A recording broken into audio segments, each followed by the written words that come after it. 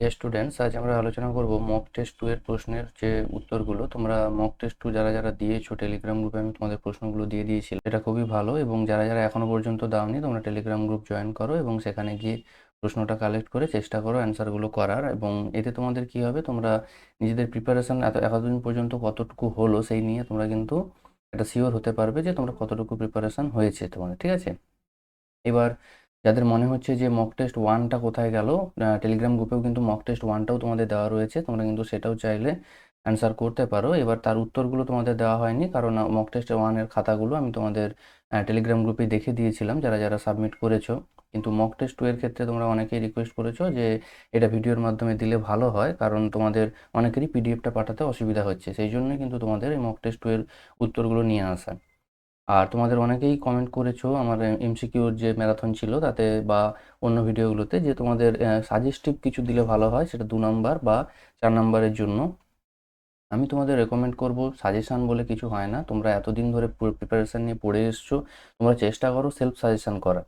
আমি তবুও চেষ্টা করব একটা ভিডিও আনার যেখানে তোমাদের মোস্ট প্রবাবল যে টাইপগুলো তোমাদের অবশ্যই দেখে যেতে হবে, সেই টাইপগুলো নিয়ে একটা ভিডিও করার। অবশ্যই সেটা সাজেশান হিসেবে তোমরা কেউ নেবে না, যে তোমাদের লাস্ট মোমেন্টে তো আর পুরো বই প্র্যাকটিস করে যাওয়া সম্ভব নয়। তো তোমাদের কোন টাইপগুলো তোমরা ভালোভাবে দেখে যাবে শেষ মুহূর্তে, এই জিনিসটা নিয়ে কিন্তু আমি একটা ভিডিও আনার চেষ্টা করছি, এবং সেটা 10 তারিখের মধ্যেই চলে আসবে, যাতে তোমরা লাস্ট মোমেন্টে যখন প্র্যাকটিস করবে সেই জিনিসগুলো যেন অবশ্যই দেখে যেতে পারো, ঠিক আছে? দেখো, এখানে আমাদের প্রশ্নগুলো যেগুলো ছিল তার উত্তরগুলো আমি তোমাদের এখানে আলোচনা করছি। প্রথম প্রশ্ন ছিল এমসিকিউ। 10টা প্রশ্ন যেমন থাকে তোমরা সবাই জানো। প্রথম প্রশ্ন ছিল, আর একটি সেট তার উপর একটা সম্বন্ধ রোকে ডিফাইন করা রয়েছে সেই সমস্ত এ বি এর কালেকশন যেখানে এ বিটা রিয়েল নাম্বারের মধ্যে রয়েছে এবং বলা রয়েছে এ plus 1 plus A B greater than 0, এটা বলা আছে। তাহলে আমাদের দেখতে হবে যে সম্বন্ধটা কীরকম হয়, সসম, সংক্রমণ, সমতুল্যতা, নাকি কোনোটাই নয়।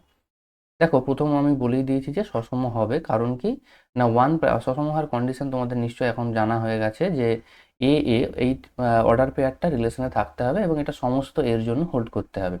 যখন আমরা এ এ কে রিলেশনে রাখতে চাইছি তখন কি কন্ডিশন হোল্ড করতে হয় না, 1 প্লাস এ ইন্টু এ, কারণ যেভাবে ডিফাইন করা রয়েছে বি এর জায়গায় এ হবে। তার ভ্যালু কত না, তার ভ্যালু আসছে 1 প্লাস এ স্কোয়ার। এবার আমরা জানি একটা বর্গরাশির মান সর্বদা কি হয়, ধনাত্মক বা শূন্য হয়। তাহলে সেটা যদি হয়, তার সাথে যদি আমরা 1 যোগ করি, অবশ্যই সেই মানটা শূন্য অপেক্ষা বড় হবে, এটা আমরা ক্লিয়ারলি বলতে পারি। তার মানে সসম হওয়ার ক্ষেত্রে কোনো, এইখানে তুমি এর মান যাই নাও না কেন, তার ক্ষেত্রে কিন্তু এটা হোল্ড করবে। অর্থাৎ আর এর এমন কোনো মান নেই যার জন্য কিন্তু এই জিনিসটা হোল্ড করবে না, তার মানে সসম হওয়াতে কোনো সমস্যা নেই। এবার প্রশ্ন হচ্ছে, তাহলে বাকি অপশনগুলোর কি না, সংক্রমণ হতে পারে, বা যদি সংক্রমণ হয় তাহলে নিশ্চয়ই প্রতিসম হবে, কারণ এ আর বি তো আর অপশন হতে পারে না, তার মানে নিশ্চয়ই প্রতিসম হবে, দিলে আমাদের অপশন সি অর্থাৎ সমতুল্যতা উত্তর হবে। কিন্তু দেখো, আমি সংক্রমণ হবে না তার একটা কাউন্টার এক্সাম্পল দিয়ে তোমাদের বুঝিয়েছি যে -2, 0 রিলেশনে আছে। কেন রয়েছে না, 1 প্লাস -2 ইন্টু 0 আমাদের যেভাবে ডিফাইন করা রয়েছে সেই অনুযায়ী ভ্যালু কত হয়, 1। আমরা জানি 1 0-র থেকে বড়। আবার 0 5 সেটাও রিলেশনে রয়েছে, কারণ 1 প্লাস 0 ইন্টু 5 মানে 1, সেটাও গ্রেটার দেন 0। তার মানে এবার আমাদের সংক্রমণ যদি হোল্ড করতে হয়, নিয়ম অনুযায়ী কি এই মাঝের দুটো ভ্যানিশ হয়ে যাবে, -2 5 এটা রিলেশনে থাকতে হতো।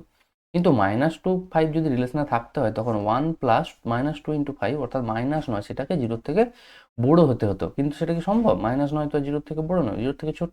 তার মানে সেটা হোল্ড করছে না। এরকম তোমরা একাধিক উদাহরণ সেট করতে পারো যেখানে সংক্রমণ কিন্তু হবে না। কিন্তু আমরা কি জানি না, কোনো কিছু না হওয়া মানে একটা উদাহরণে আমাদের যথেষ্ট। তার মানে আমরা এখান থেকে বলতে পারছি যে সংক্রমণ হচ্ছে না। যখনই সংক্রমণ হচ্ছে না তখন সমতুল্যতাও যে হবে না, এটুকু ক্লিয়ার। কারণ আমরা কি জানি, সমতুল্য হতে গেলে 3টাই হতে হয়, সসম, প্রতিসম, সংক্রমণ।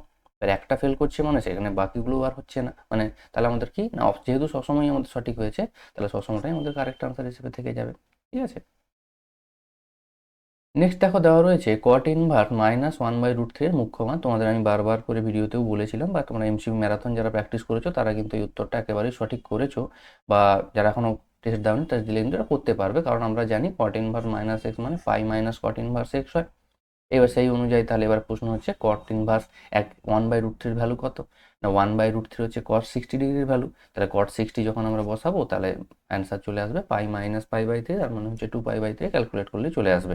তোমাদের আমি বারবার করে বলেছিলাম যে ইনভার্স ফাংশনের ক্ষেত্রে মুখ্য মানের রেঞ্জগুলো কিন্তু তোমাদের একটু মনে রাখতে হবে, তাহলেই কিন্তু উত্তরগুলো তোমরা সঠিকভাবে দিতে পারবে, ঠিক আছে? নেক্সট দেখো, একটা অবকল সমীকরণে ক্রম ও মাত্রা সমষ্টি, এই জায়গাটা অনেকেরই ভুল হয়। বা অনেকেই যারা ঠিকঠাক করে পড়েছো তারা অবশ্যই সঠিক উত্তর করেছো। এখানে অনেকেই শুধুমাত্র ক্রম বা শুধুমাত্র মাত্রা বের করে দেয়, কিন্তু আমাদের প্রশ্নটা কি রয়েছে, ক্রম ও মাত্রার সমষ্টি নির্ণয় করতে হবে। তার জন্য আগে ক্রম আর মাত্রা নির্ণয় করতে হবে। তার জন্য দেখো, অবকল সমীকরণে এই যে সার্স বা ঘাত রয়েছে, এই ঘাতটাকে কিন্তু আমাদের পূর্ণ সংখ্যার ঘাতে প্রকাশ করতে হবে। তাহলে আমরা জানি ফোর্থ রুট মানে কি 1/4, তাহলে তাকে ক্যান্সেল আউট করার জন্য বোথ সাইডে 4 হোল টু দি পাওয়ার 4 করতে হবে। যখনই হোল টু দি পাওয়ার 4 করছি, দেখো ওই সার্সটা আর থাকছে না, উঠে যাচ্ছে, বা ওই করণীটা আমাদের থাকছে না। এবার আমাদের কি কাজ হবে, না এবার আমরা তুলনা করে ক্রম ও মাত্রা বের করতে পারি। ক্রম জিনিসটা কি, না সর্বোচ্চ অর্ডারের ডেরিভেটিভটা দেখতেই পাচ্ছ, সর্বোচ্চ 3 অর্ডারের ডেরিভেটিভ করা রয়েছে, এবং ওর সর্বোচ্চ পাওয়ারটাই হচ্ছে মাত্রা। ওর সর্বোচ্চ পাওয়ার কত, না 4। এবার কিভাবে পাবে, না এখানে তোমরা এটা ভাবতে পারো যে a প্লাস b এর হোল টু দি পাওয়ার 4, এই যে দ্বিপদ আমাদের বিস্তৃতি রয়েছে, এই দ্বিপদ বিস্তৃতি যদি আমরা অ্যাপ্লাই করি, তাহলেই কিন্তু এই যে a এর সর্বোচ্চ পাওয়ার এটা কিন্তু 4 চলে আসবে। কারণ প্রথম টার্মই হবে a টু দি পাওয়ার 4, তারপরে 4c1 into a cube b, এইভাবে কিন্তু চলতে থাকে, লাস্টে আবার b4 আসে। তোমাদের নিশ্চয়ই এটা দ্বিপদ বিস্তৃতির ক্ষেত্রে জানা আছে। তার সর্বোচ্চ পাওয়ার এর ক্ষেত্রে কত আসবে, a4। তারপর দেখো এর পাওয়ার কিন্তু কমতে থাকবে। ঠিক আছে, তাহলে সেক্ষেত্রে আমরা বলতে পারি মাত্রাটা 4। তাহলে আমাদের উত্তর কিন্তু মাত্রা ও ক্রমের সমষ্টি, তার মানে সেটা কত হবে, 3 + 4 = 7 হয়ে যাবে। নেক্সট একটা ইন্টিগ্রেশন দেওয়া রয়েছে যে sin 2x dx divided by √9 - sin 4x sin to the power 4x। এবার এটা যখন ভ্যালু বের করবো, দেখো আমরা sin to the power 4x কে লিখতে পারি sin স্কোয়ার x এর হোল স্কোয়ার, কোনো সমস্যা নেই। এবার sin স্কোয়ার x কে জেড ধরা হলো। এবার তোমাদের মনে হতে পারে এমসিকিউতে এত বড় উত্তর থাকবে কেন, বা এত বড় প্রশ্ন থাকবে কেন, সেটা কিন্তু ইন জেনারেল হয় না। এটা কিন্তু একেবারেই বড় প্রশ্ন তোমরা বলতে পারবে না, কারণ এমসিকিউ কিছু কিছু অঙ্ক আছে তোমাদের 2-3 লাইন কিন্তু অঙ্ক কষে তারপর উত্তর করতে হবে। ঠিক আছে, সমস্ত 10টা এমসিকিউ তোমার মুখে মুখে পেরে যাবে এটা কিন্তু হবে না। কিছু অঙ্ক থাকবে যেটা তোমরা ডাইরেক্ট অ্যান্সার করতে পারবে, আবার কিছু অঙ্ক একটু ক্যালকুলেশন করতে হবে। তাহলে সেক্ষেত্রে দেখো, যখন আমরা ডেরিভেটিভ করছি, তাহলে 2 sin square x, sin square এক্সের ডেরিভেটিভ কত, 2 sin x cos x into dx, কারণ ডেরিভেটিভ ফেললে ডিএক্স থাকে, এবং জেড এর ডেরিভেটিভ ডিজেড। এবার 2 sin x cos x তোমরা জানো সূত্র, sin 2x এর সূত্র।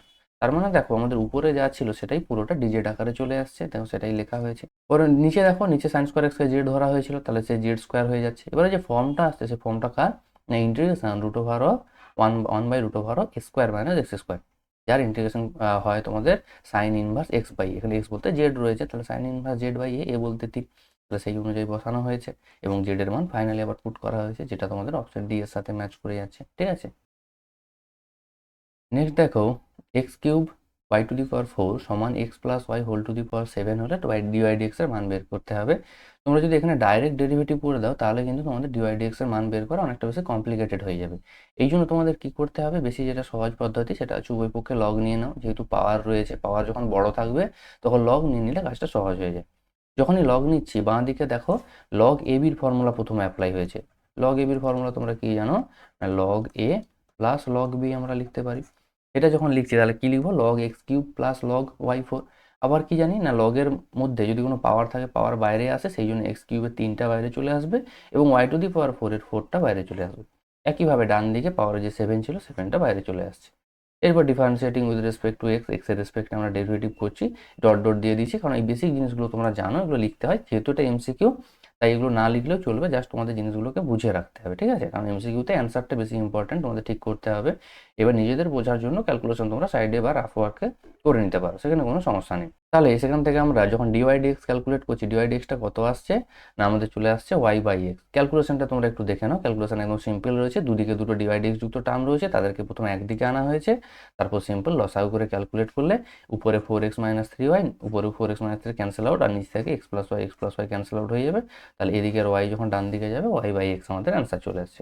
ক্যালকুলেশনের মধ্যে কোনো জটিলতা নেই। ঠিক আছে, নেক্সট দেখো, y square equal to 4x অধিবৃত্তের 1,2 বিন্দুতে স্পর্শকের প্রবণতা আমাদের বের করতে হবে। দেখো বোথ সাইডে যখন আমরা ডেরিভেটিভ করছি, আমরা কি জানি, স্পর্শকের প্রবণতা মানে ডিওয়াই ডিএক্স, আর অভিলম্বের প্রবণতা কত হয়, মাইনাস ডিএক্স ডিওয়াই। এটুকু আমাদের জানা আছে। এবার যে বিন্দুতে মান বের করতে হবে, সেই বিন্দু ওখানে বসাতে হবে। তাহলে ডিওয়াই ডিএক্স এর মান কত আসছে, 2/y। এবার আমাদের বিন্দু বলে দেওয়া রয়েছে 1,2 বিন্দুতে, তাহলে 1,2 বিন্দু যখন আমরা বসাচ্ছি, কত আসছে, যেখানে x এর মান তো বসানোর জায়গা নেই, কারণ আমাদের রয়েছে শুধু 2/y। সেই জন্য y এর মান 2 যখন বসিয়ে দিচ্ছি, কাটাকাটি হয়ে গিয়ে এটা 1 চলে আসছে, তার মানে আমাদের প্রবণতা হয়ে যাচ্ছে 1। ঠিক আছে, নেক্সট দেখো, দুটো সরলরেখার সমীকরণ দেওয়া রয়েছে, তাদের মধ্যবর্তী কোণ আমাদের নির্ণয় করতে হবে, কিন্তু দুটো সরলরেখাকেই প্রতিসম আকারে কিন্তু দেওয়া নেই। প্রথম সরলরেখাটাকে কিন্তু প্যারামেট্রিক আকারে দেওয়া রয়েছে। তাহলে যখন প্যারামেট্রিক আকারে দেওয়া থাকবে তাকে আমাদের প্রতিসম আকারে বের করতে হবে। প্রতিসম আকারে বের করা মানে কি? ওই যে প্যারামিটার টি রয়েছে সেই প্যারামিটার টিকে তাড়াতে হবে। কারণ আমরা কি জানি? না নরমাল সমীকরণ আকারে যখন সরলরেখা দেওয়া থাকে তখন আমরা একটা প্যারামিটার নিয়ে তার উপর যেকোনো বিন্দুর স্থানাঙ্ক কিন্তু এরকম প্যারামিটার আকারে বের করি। তাহলে তারই উল্টো প্রসেসটা আমাদের করতে হবে। সেই উল্টো প্রসেস অ্যাপ্লাই করলে দেখো আমাদের প্রতিসম আকারে সরলরেখার সমীকরণ এটা চলে আসবে। এবার তোমরা যদি মনে করো যে ব্যাক ক্যালকুলেশন করে দেখে নেবো তাহলে কেউ এটাকে ইকুয়াল টু টি ধরে নাও। ধরে নিয়ে দেখো আমাদের যা মানগুলো ছিল সেগুলো কিন্তু আবার ঘুরে আসছে কিনা। ঠিক আছে? তোমরা এটা কিন্তু নিজেরা ক্রস চেক করে নিতে পারবে যে তোমরা ঠিক করছো কিনা। এবার সেখান থেকে তার দিক অনুপাতগুলো পেয়ে যাবো, কারণ আমরা জানি নিচে প্রতিসম আকারে থাকলে নিচে যেগুলো থাকে অর্থাৎ হরগুলোই হয়ে যায় তার দিক অনুপাত। তাহলে কত হয়ে যাচ্ছে? 044। একইভাবে দ্বিতীয় সরলরেখা যেহেতু প্রতিসম আকারে রয়েছে তার দ্বিগুণ অনুপাত কত হবে? 500, কারণ আমরা ডাইরেক্ট ওটা নির্ণয় করতে পারবো। এবার মধ্যবর্তী কোণ যদি থিটা হয়, আমরা ধরে নিচ্ছি থিটা, কেউ আলফা বিটা কেউ গামা ধরতে পারো, কোনো সমস্যা তাতে নেই। তাহলে যদি থিটা হয় তাহলে আমরা জানি কি cos থিটা সমান দিক অনুপাতগুলির গুণফলের সমষ্টি ডিভাইডেড বাই দিক অনুপাতগুলির বর্গের সমষ্টি রুট ওভার, এটা আমাদের জানা আছে। তাহলে যখনই দিক অনুপাতগুলির গুণফলের সমষ্টি করব কি হয়ে যাবে? 5-এর সাথে 0 গুণ হয়ে 0 হয়ে যাবে এবং 4-এর সাথে দুটো 4-এর সাথে আবার দুটো 0 গুণ হয়ে 0 হয়ে যাবে, অর্থাৎ আমাদের লবটা 0 চলে আসবে। তাই হরটা আমাদের যাই আসুক না কেন ফাইনালি কত আসবে? 0 আসবে। তাহলে সেক্ষেত্রে আমরা কত জানি? না cos 90 ডিগ্রির ভ্যালু 0, তার মানে থিটার মান কত হয়ে যাবে? 90 ডিগ্রি। অর্থাৎ এক্ষেত্রে আমরা বলতে পারবো যে সরলরেখা দুটি পরস্পর লম্বভাবে অবস্থিত, এটুকু আমাদের বলা যাবে। ঠিক আছে? নেক্সট দেখো বলা রয়েছে একটি দ্বিপদ বিভাজন যদি n ইকুয়াল টু 4 এবং p of x equal to 0 equal to 16/81 হয় তাহলে p of x equal to 4 এর মান বের করো। দেখো P of x equal to 0 যদি আমাদের 16/81 দেওয়া থাকে, এবার তার ফর্মুলা কি জানি? না ফর্মুলা দেখো তোমাদের আমি সাইডে মেনশন করেছি যে P of x equal to x, এটা তোমাদের জানা আছে যে এক্স ইকুয়াল টু এক্স হলে তার ফর্মুলা হয় এনসি এক্স, যেখানে এন হচ্ছে যতবার ট্রায়ালটা করা হয়, এখানে যেটা 4 বলা রয়েছে, n c x p to the power x আর q to the power n minus x, এই ফর্মুলা জানা আছে। তাহলে সেই ফর্মুলা যদি আমরা বাঁ দিকে অ্যাপ্লাই করি তারপর আমাদের চলে আসছে কিউ টু দি পাওয়ার, কারণ 4c0 এর ভ্যালু 1 আর পি টু দি পাওয়ার 0 এর ভ্যালু 1, তাহলে এই দুটো যদি 1 হয়েছে তাহলে পড়ে থাকবে কি? শুধু কিউ টু দি পাওয়ার 4। তাহলে কিউ টু দি পাওয়ার 4 মানে লিখতে পারি 16কে লিখতে পারি 2 টু দি পাওয়ার 4 আর 81কে লিখতে পারি 3 টু দি পাওয়ার 4, তার মানে 2/3 হোল 4। তাহলে সেখান থেকে কিউটা চলে আসছে 2/3। আবার আমরা কি জানি দ্বিপদ বিভাজনের ক্ষেত্রে পি প্লাস কিউ অলওয়েজ 1 হয়, তাহলে সেখান থেকে পিটা পাচ্ছি 1/3। তাহলে পি কিউ জানা এবং এনও জানা, এবার আমরা কিন্তু যে কোনো উত্তর বের করতে পারবো। দরকার কি? না P of x equal two 4, P of x equal two 4 যখন বের করবো 4c4 ফর্মুলাতে আবার বসিয়ে দেওয়া হলো P to the power 4 Q to the power 0, আবার 4c4 এর ভ্যালু 1 আবার কিউ টু দি পাওয়ার 0 1, তাহলে এখানে শুধু পড়ে থাকছে P to the power 4। P এর ভ্যালু আমরা 1/3 বের করেছি, তাহলে 1/3 এর হোল 4 মানে 1/81 হয়ে যাবে আমাদের উত্তর। ঠিক আছে? পরে দেওয়া আছে, এটা তোমাদের এমসিকিউতে আমি আলোচনা করেছিলাম যে এ কিউ সমান যদি আই হয় তাহলে এ ইনভার্স নির্ণয় করো। সেখানে তোমাদের যারা যারা দেখেছো সেখানে ডিটেলসে বুঝতে পারবে যে কিভাবে এটা এ স্কোয়ার আসে, এবং যারা দেখোনি তারা এখানেও দেখে নাও যে কিভাবে এটা আসে। কিছু না, দুদিকে শুধু এ ইনভার্স দিয়ে গুণ করলেই হবে। ডিটেলসে বোঝার জন্য আমি তোমাদের আবারও রেকমেন্ড করবো এমসিকিউ ম্যারাথনের ভিডিওটা দেখো, এবং যারা যারা দেখেছো তাদের কিন্তু এমসিকিউ অলরেডি ইমপ্রুভ হচ্ছে। ঠিক আছে? তোমরা কিন্তু ভালো স্কোর করতে পারছো। তো সেখানে শুধুমাত্র যে এমসিকিউ করানো হয়েছে তা নয়, 3 ঘন্টা জুড়ে পুরো কিন্তু এমসিকিউগুলো ডিটেলসে এক্সপ্লেন করা রয়েছে। আর তোমাদের বলে রাখি যে তোমরা যদি মনে করো যে 3 ঘন্টার ভিডিও এই শেষ মুহূর্তে দেখবো, এতটা টাইম নষ্ট করবো কেন? আমি তোমাদের এটুকু বলতে পারি যে এখনও যে পরিমাণ সময় রয়েছে তোমাদের হাতে, তোমাদের যদি এই ভিডিওটা দেখো তাতে কিন্তু কোনো সময় নষ্ট হবে না, বরং এমসিকিউ এর 10 নাম্বার কিন্তু তোমরা কিন্তু ওখানে সিকিউর করতে পারো। আমি বলবো না যে এক্স্যাক্টলি ওই এমসিকিউগুলোই পরীক্ষায় পড়বে, একেবারেই না। কিন্তু ওর কনসেপ্টগুলো যদি তোমরা একবার বুঝে যাও, ওই কনসেপ্ট কাজে লাগিয়ে ওরই আশেপাশে কোনো অঙ্ক কিন্তু তোমাদের পরীক্ষায় পড়বে। সেই জন্য কিন্তু এখনও বলবো যে 3 ঘন্টার ভিডিওটা দেখা এখনও তোমাদের জন্য ওয়ার্দি। আমি লিঙ্ক দিয়ে দিচ্ছি, তোমরা কিন্তু যারা যারা ইচ্ছুক অবশ্যই দেখে নেবে। ঠিক আছে? নেক্সট দেখো, 10 নম্বর প্রশ্নটা বলা আছে আলফা বিটা গামা তিনটে ভেক্টর বলে দেওয়া রয়েছে। আমাদের সমীকরণ বের করতে হবে, মান বের করতে হবে যে 2 আলফা মাইনাস গামা এবং আলফা প্লাস বিটার মধ্যবর্তী কোণের মানটা আমাদের বের করতে হবে। দেখো আমি 2 আলফা মাইনাস গামা আর আলফা প্লাস বিটা বের করেছি, মধ্যবর্তী কোণের ফর্মুলা অ্যাপ্লাই করে মধ্যবর্তী কোণও বের করার চেষ্টা করেছি। কিন্তু এক্ষেত্রে করতে গিয়ে দেখা গেল যে অ্যান্সারটা আসছে সেটা কোনো টেবিলের ভ্যালু নয়। অর্থাৎ কসকে আমরা ওই 3/2√5 একে কোনো কসের আকারে প্রকাশ করতে পারবো না। তাহলে এইরকম যদি কখনো সিচুয়েশন অ্যারাইভ করে তাহলে এখানে কি করতে হবে? তাহলে তোমরা খুঁজেই পাবে না যে তাহলে অপশনটা কোনটা টিক করব। তোমরা কিন্তু কি করবে? যে কোনো একটা অপশনকে টিক করে আসবে, যে কোনো একটা অপশন তোমাদের যেটা ইচ্ছে হয়, এ বি সি ডি যে কোনো একটা। তাহলে সেক্ষেত্রে যেহেতু প্রশ্নটা এখানে ভুল সেটআপ রয়েছে তাহলে সেক্ষেত্রে তোমাদের কিন্তু অটোমেটিক ফুল নাম্বার পাবে। কিন্তু যদি কেউ মনে করো যে আমি কোশ্চেনটা অ্যাটেম্প্ট করলাম না অথচ ভুল আছে মানে ফুল নাম্বার পাবো, সেটা কিন্তু একেবারেই নয়। কোনো প্রশ্ন যদি ভুল থাকে তাহলে সেক্ষেত্রে তোমরা কিন্তু ফুল মার্কস পাবে। ঠিক আছে? তো এক্ষেত্রে সেটআপটা ভুল রয়েছে, সেই জন্য তোমরা কিন্তু যারা যারা অ্যাটেম্প্ট করবে তারা কিন্তু ফুল নাম্বার পাবে। এই জিনিসটা কিন্তু তোমাদের খেয়াল রাখতে হবে। ঠিক আছে? পরের প্রশ্ন দেখো, এফ একটা function real number to real নাম্বারে ডিফাইন করা রয়েছে F X equal to x plus two, এবং G compose F X equal to বলা রয়েছে X square minus two x plus five. তাহলে আমাদের জি ফাংশন যেটা আর টু আর ডিফাইন সেটা আমাদের নির্ণয় করতে হবে, অর্থাৎ জি এক্সটা দেখতে কিরকম সেটা আমাদের নির্ণয় করতে হবে। এবার দেখো যেটা দেওয়া রয়েছে g compose f of x equal to x square minus two x plus five. আবার জি কম্পোজ এফ এক্স মানে আমরা কি জানি না, জি অফ এফ এক্স। আবার এফ এক্স এর ভ্যালু দেখো এক্স প্লাস টু দেওয়া রয়েছে, এটা আমরা বসিয়ে দিলাম।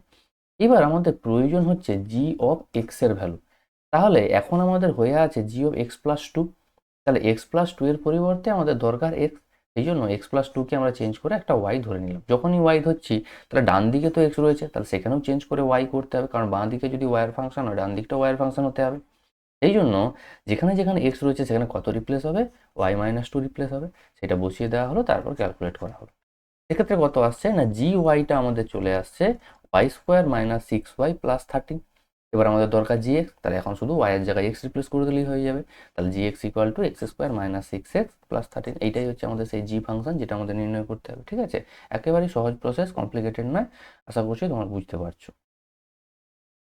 নেক্সট যেটা দেওয়া রয়েছে এটা তোমাদের এসএন দে বইতে 93 পেজে দেওয়া রয়েছে উদাহরণ 6, এবং খুব ভালো অঙ্ক। অনেকেই যারা খাতা সাবমিট করেছো অনেকেই করেছো, এবং সেটা ভালো লাগলো, অনেকেই করছো যে অঙ্কগুলো এবং উদাহরণগুলো যে তোমরা দেখছো এটা সব থেকে বেশি বড় কথা। ঠিক আছে? তোমরা এবং সহজ প্রশ্নটা কঠিন নয় কিন্তু ইম্পর্টেন্ট প্রশ্ন। এখানে তোমাদের বেসিক কনসেপ্ট কি লাগাতে হবে না, তো আমরা জানি ত্রিভুজের তিনটা কোণের সমষ্টি 180 ডিগ্রি বা পাই রেডিয়ান হয়। এই বেসিক কনসেপ্টটা অ্যাপ্লাই করতে হবে।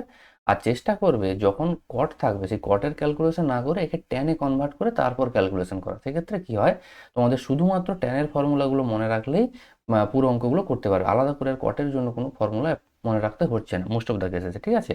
তো সেই জায়গাগুলো তোমাদের একটু খেয়াল রাখতে হবে। আর এখানে যখনই ট্যান আনবে তখন আসবে tan inverse two plus tan inverse three, এই জায়গাটা কিন্তু চলে আসবে।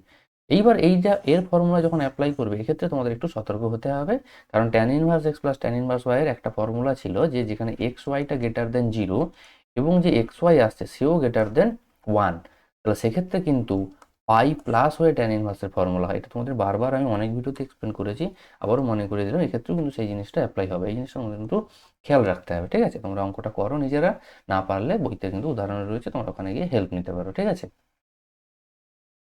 নেক্সট রয়েছে two A plus B transpose বলে একটা ম্যাট্রিক্স দেওয়া রয়েছে এবং two B plus A transpose আরেকটা ম্যাট্রিক্স দেওয়া রয়েছে। এবার আমাদের এ ম্যাট্রিক্স নির্ণয় করতে হবে।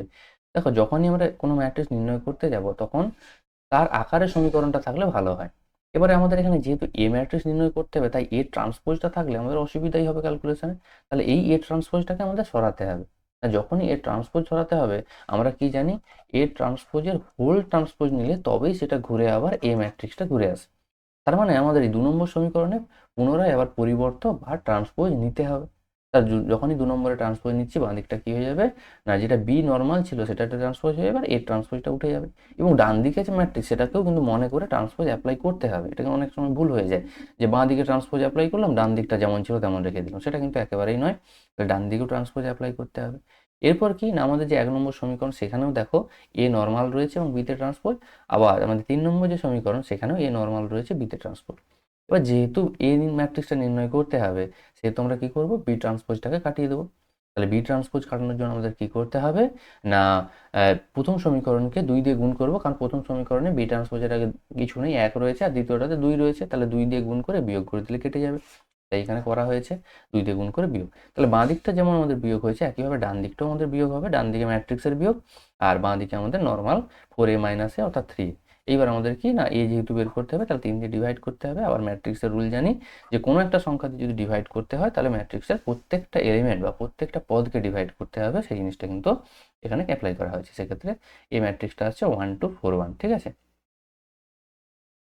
নেক্সট বলা রয়েছে যে একের একটি অবাস্তব ঘনমূল ওমেগা হলে, তোমাদের এটা নিশ্চয়ই জানা আছে একের দুটো অবাস্তব ঘনমূল হয়, ওমেগা আর ওমেগা স্কোয়ার, আর একটা ঘনমূল হচ্ছে এক নিজে, এবং এদের মধ্যে সম্পর্ক রয়েছে ওমেগা কিউব 1, এটা একটা সম্পর্ক হয়, আর 1 প্লাস ওমেগা স্কোয়ার এটা ইকুয়াল টু 0 এটা আরেকটা সম্পর্ক হয়। তো এই সম্পর্কগুলো রয়েছে এবং আমাদের প্রমাণ করতে হবে A plus B omega plus C omega square, এই যে নির্ণায়কটা দেওয়া রয়েছে সেই নির্ণায়কের একটা উৎপাদক, অর্থাৎ ওই নির্ণায়কটাকে ভাঙলে তার একটা ফ্যাক্টর হিসাবে বা উৎপাদক হিসাবে আমরা ওইটাকে পাবো, এটা আমাদের দেখাতে হবে। তার জন্য দেখো বেসিক টেকনিক কি করা হয়েছে, ওই নির্ণায়কের দ্বিতীয় কলামকে ওমেগা এবং তৃতীয় কলামকে ওমেগা স্কোয়ার দিয়ে গুণ করা হয়েছে। এবার মনে হতে পারে যে যখনই এটা করবো তাহলে তো মান পরিবর্তন হবে, তাহলে যত দিয়ে গুণ করছি বাইরে সেটা দিয়ে ভাগও করতে হবে। দেখো আমরা গুণ করেছি ওমেগা আর ওমেগা স্কোয়ার দিয়ে, তার মানে ওমেগা কিউব দিয়ে, তাহলে ওমেগা কিউব দিয়ে যখন ভাগ করবো ওমেগা কিউবের মান তো এক, তাহলে সেই জন্য আর নির্ণায়কের কোনো এফেক্ট পড়ছে না। এই জিনিসটা কিন্তু তোমাদের মাথায় রাখতে হবে যে হঠাৎ করে চলে এলো অথচ নির্ণায়কের মানের কোনো পরিবর্তন হচ্ছে না, এটা কি করে হয়? যেহেতু মানটা এক তাই কোনো পরিবর্তন এফেক্ট করবে না। এবার কি করা হলো না, সমস্ত কলামগুলোকে যে কোনো একটা কলামে অ্যাড করা হলো, আমি কলাম ওয়ানে অ্যাড করেছি। তাতে দেখো প্রথম টার্মটা A plus B omega plus C omega square চলে এসেছে আমাদের, যেটা কিন্তু দরকার।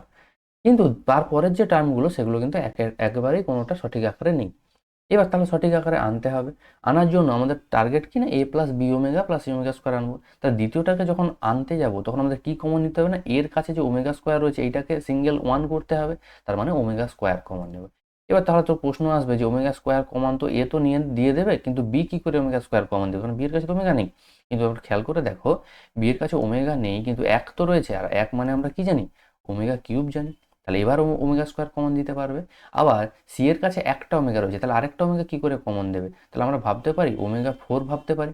কারণ আমরা কি জানি, ওমেগা ফোর মানে ওমেগা কিউব ইন্টু ওমেগা, তার মানে শুধু ওমেগা থাকে, তার মানে শুধু ওমেগাকেও আমরা ওমেগা ফোর ভাবতে পারি। এইবার দেখো আর কোনো কমন দিতে কিন্তু কোনো সমস্যা নেই। এবার তাহলে ওমেগা স্কোয়ার কমন চলে গেলে A plus B omega plus C omega square থাকে।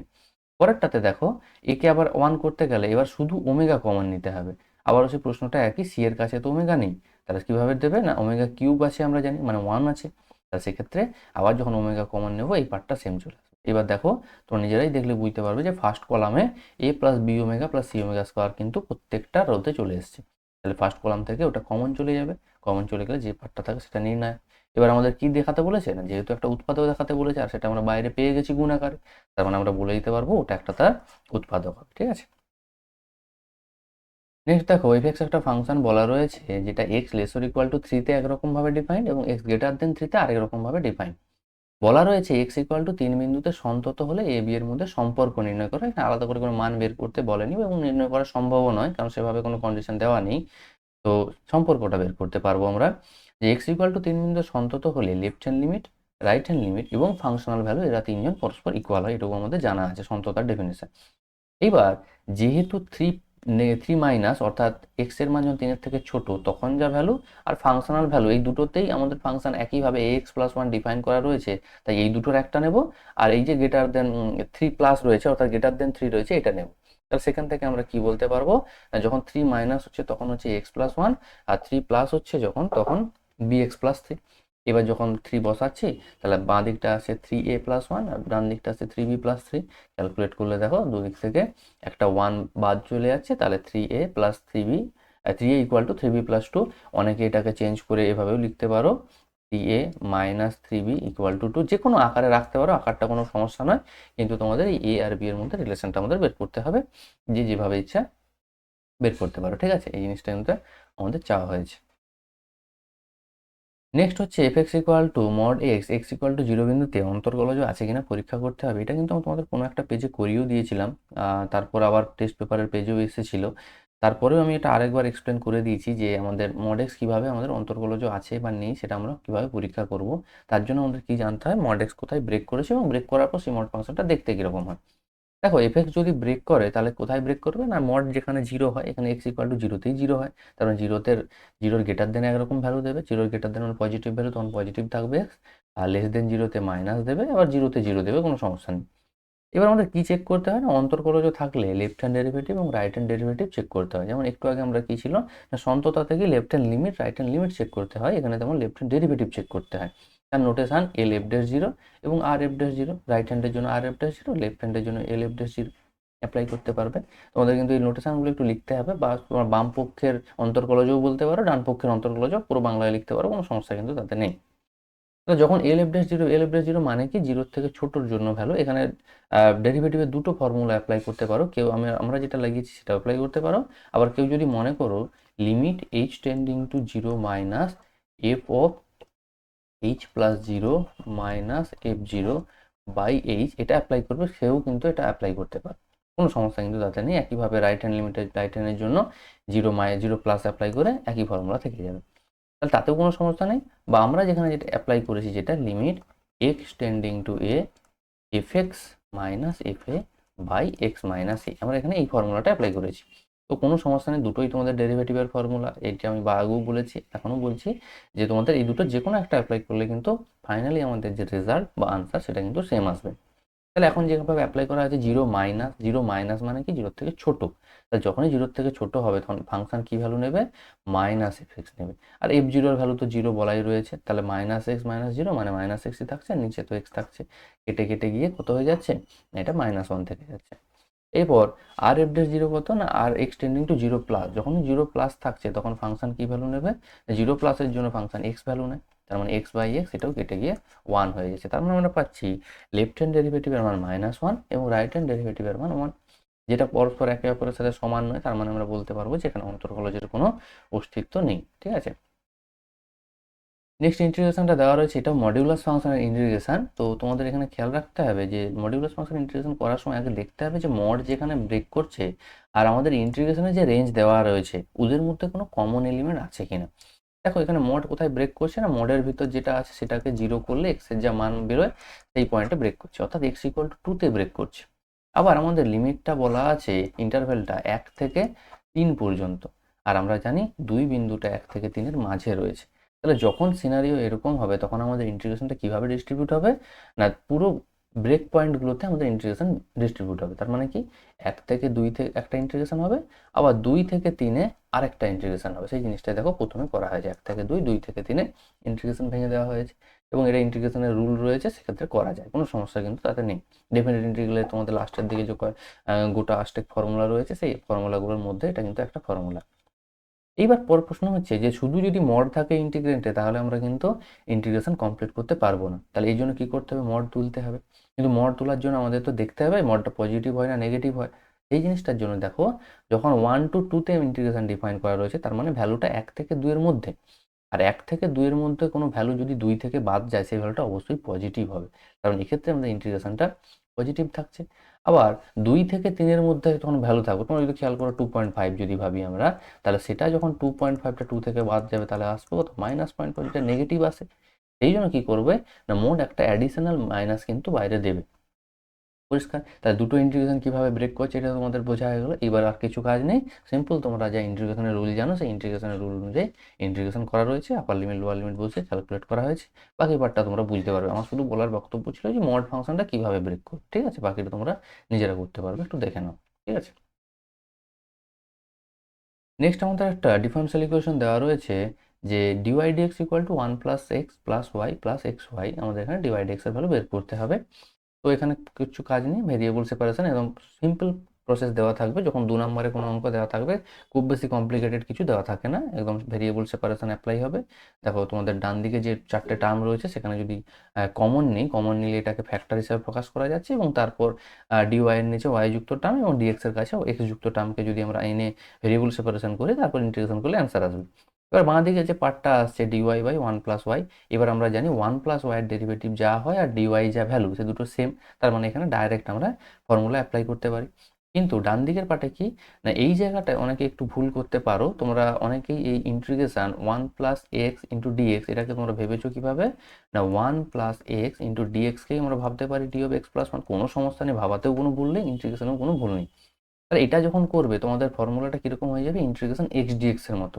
তাহলে সেক্ষেত্রে তোমাদের অ্যান্সার আসবে এক্স প্লাস 1-এর whole square by 2 plus C, এই টাইপের আসবে।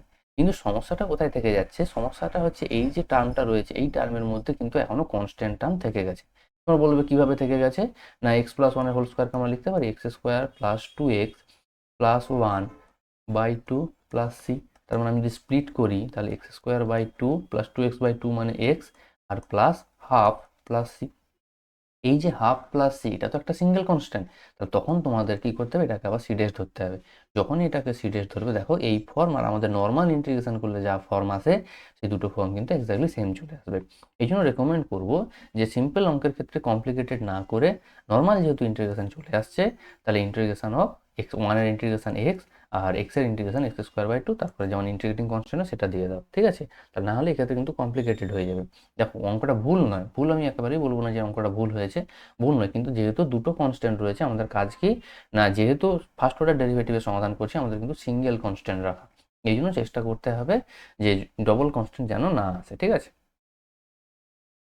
নেক্সট দেখো এফএক্স দেওয়া রয়েছে x/x² + 1 অপেক্ষকটি যে বিস্তারে ক্ষয়িষ্ণু হবে তা নির্ণয় করো। দেখো ক্ষয়িষ্ণু আমাদের জানা আছে কি না, ক্ষয়িষ্ণুর ক্ষেত্রে কি হয়, first order derivative less or equal to 0 হয়। আবার বর্ধিষ্ণুর ক্ষেত্রে first order derivative greater or equal to 0 হয়। এবার খেয়াল রাখতে হবে যখন যথার্থ ক্ষয়িষ্ণু বলবে তখন এই ইকুয়ালিটিটা হবে না, আবার যথার্থ বর্ধিষ্ণুর ক্ষেত্রেও এই ইকুয়ালিটিটা হোল্ড করবে না, শুধুমাত্র স্ট্রিক্টলি লেস দ্যান বা স্ট্রিক্টলি গ্রেটার দ্যান হবে। যেহেতু এখানে যথার্থের কোনো কথা বলা নেই, তার মানে আমরা নর্মাল ক্ষয়িষ্ণুর প্রসেস অ্যাপ্লাই করবো। তাহলে দেখো ফার্স্ট অর্ডার ডেরিভেটিভ প্রথম বের করলাম, সেটা কত আসছে 1 - x²/u/v ফর্মুলা অ্যাপ্লাই করা হয়েছে 1 - x²/1 + x² এর হোল স্কয়ার। এবার ক্ষয়িষ্ণু কখন হবে না, যদি f ড্যাশ টেক লেস অর ইকুয়াল টু 0 হয়, তাহলে f ড্যাশ টেক্সকে লেস অর ইকুয়াল টু 0 করা হলো। এবার নিচের টার্মটাকে আমরা ডাইরেক্ট 0 এর সাথে গুণ করে দিতে পারি। এবার তোমাদের অনেকেরই ডাউট হতে পারে যে আমাদের ইনইকুয়ালিটিতে শিখেছি যে কোনো টার্মকে যদি গুণ করা হয় সেটাকে পজিটিভ হতে হবে, কারণ নেগেটিভ দিয়ে গুণ করলে ইনইকুয়ালিটি উল্টে যায়, অর্থাৎ লেস দেন থাকলে গ্রেটার দেন হয়ে যায়, গ্রেটার দেন থাকলে লেস দেন হয়ে যায়। কিন্তু তোমরা একটু খেয়াল করে দেখো নিচে যে টার্মটা রয়েছে সেটা পজিটিভ টার্ম, কারণ একটা বর্গরাশি এবং সেটার মান কখনো জিরোও হতে পারবে না, কারণ এক্স এর ভেতরে যে টার্মটা রয়েছে সেটাও একটা বর্গরাশি, তো জিরো হওয়ার কোনো পসিবলই নেই। এবং বাইরেও বর্গ রয়েছে, তার মানে নেগেটিভ হওয়ারও কোনো পসিবল নেই। তার মানে অ্যাট এনি কস্ট এটা একটা পজিটিভ রাশি, এটা আমরা বলতে পারবো। তাহলে সেটা দিয়ে যখন গুণ করবো উভয় পক্ষে, তাহলে কিন্তু ইনইকুয়ালিটি পাল্টাবে না, সেই জিনিসটাই হয়েছে। এইবার 1 - x² আমরা ভেঙেছি a+b * a - b সূত্রে, কোনো সমস্যা নেই। এইবার আমি তোমাদের একটা শর্টকাট শিখিয়েছিলাম, দেখো যে লেস দেন টাইপ থাকলে একরকম হয়, গ্রেটার দেন টাইপ থাকলে একরকম হয়। কিভাবে না, লেস দেন টাইপ হলে যে দুটো ভ্যালু পাই এক্স এর তার মাঝে ভ্যালু থাকে, আর গ্রেটার দেন টাইপ হলে এক্স এর যে দুটো ভ্যালু পাই সেখানে বড়টার থেকে আরো বড় হয় এবং ছোটটার থেকে আরো ছোট হয়। এবার খুব সহজভাবেই মনে আসবে, আমি যদি এখানে দুটো পার্টকে জিরো করি, একটা এক্স এর ভ্যালু 1 আসবে আর একটা এক্স এর ভ্যালু -1 আসবে, একদম ঠিক। এবং বড় হচ্ছে 1, ছোট হচ্ছে -1, তার মানে লেস দেন টাইপ আছে মানে কি আমাদের ভ্যালু কোথায় হয়ে যাবে এক্স এর, -1 থেকে +1 এর মধ্যে, তাহলে +1 এর থেকে -1 এর মধ্যে। খুব সহজেই এটা মনে হতে পারে, তাহলে এক্স এর এটা ইন্টারভ্যাল এবং অ্যান্সারটা অনেক বেশি রিলেভেন্টও লাগবে যে আচ্ছা হ্যাঁ একদম সঠিক অ্যান্সার আমাদের আসছে। সমস্যাটা হচ্ছে আমাদের স্ট্যান্ডার্ড ফর্মে নেই, এই লেস দেন টাইপটা স্ট্যান্ডার্ড ফর্মে নেই। লেস দেন টাইপের স্ট্যান্ডার্ড ফর্ম কি না, এক্স মাইনাস এ ইন্টু এক্স মাইনাস বি, এটা তোমাদের বলেছিলাম এই রকম আকারে থাকতে হবে, অর্থাৎ এক্সগুলোর আগে পজিটিভ থাকতে হবে, তবেই এই লেস দেন টাইপ আমরা অ্যাপ্লাই করতে পারবো। এটা এক্ষেত্রে কিন্তু ভায়োলেট করছে, কারণ এখানে 1 - x রয়েছে, x এর আগে নেগেটিভ রয়েছে। তাহলে প্রথম কাজ কি হবে, একটা মাইনাস কমন নিয়ে এটাকে ঠিক করা। তাহলে যখনই আমরা মাইনাস কমন নেব তখন কি আসবে, -(x - 1) into X plus one, এইটা লেসার ইকুয়াল টু 0। এবার এই মাইনাসটা যতক্ষণ না তাড়াচ্ছি ততক্ষণ আমরা ক্যালকুলেট করতে পারবো না, তাহলে কি একটা মাইনাস দিয়ে গুণ করতে হবে।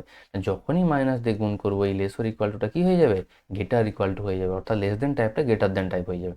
তারপরেও আমাদের জিনিসটা হোল্ড করবে। আমরা কি জানি গ্রেটার দেন টাইপ হলে বড়টার থেকে আরো বড়, এখন বড় কত, একের থেকে আরো বড় অর্থাৎ 1 টু ইনফিনিটি, আর ছোটটার থেকে আরো ছোট -1 এর থেকে আরো ছোট -∞ টু -1।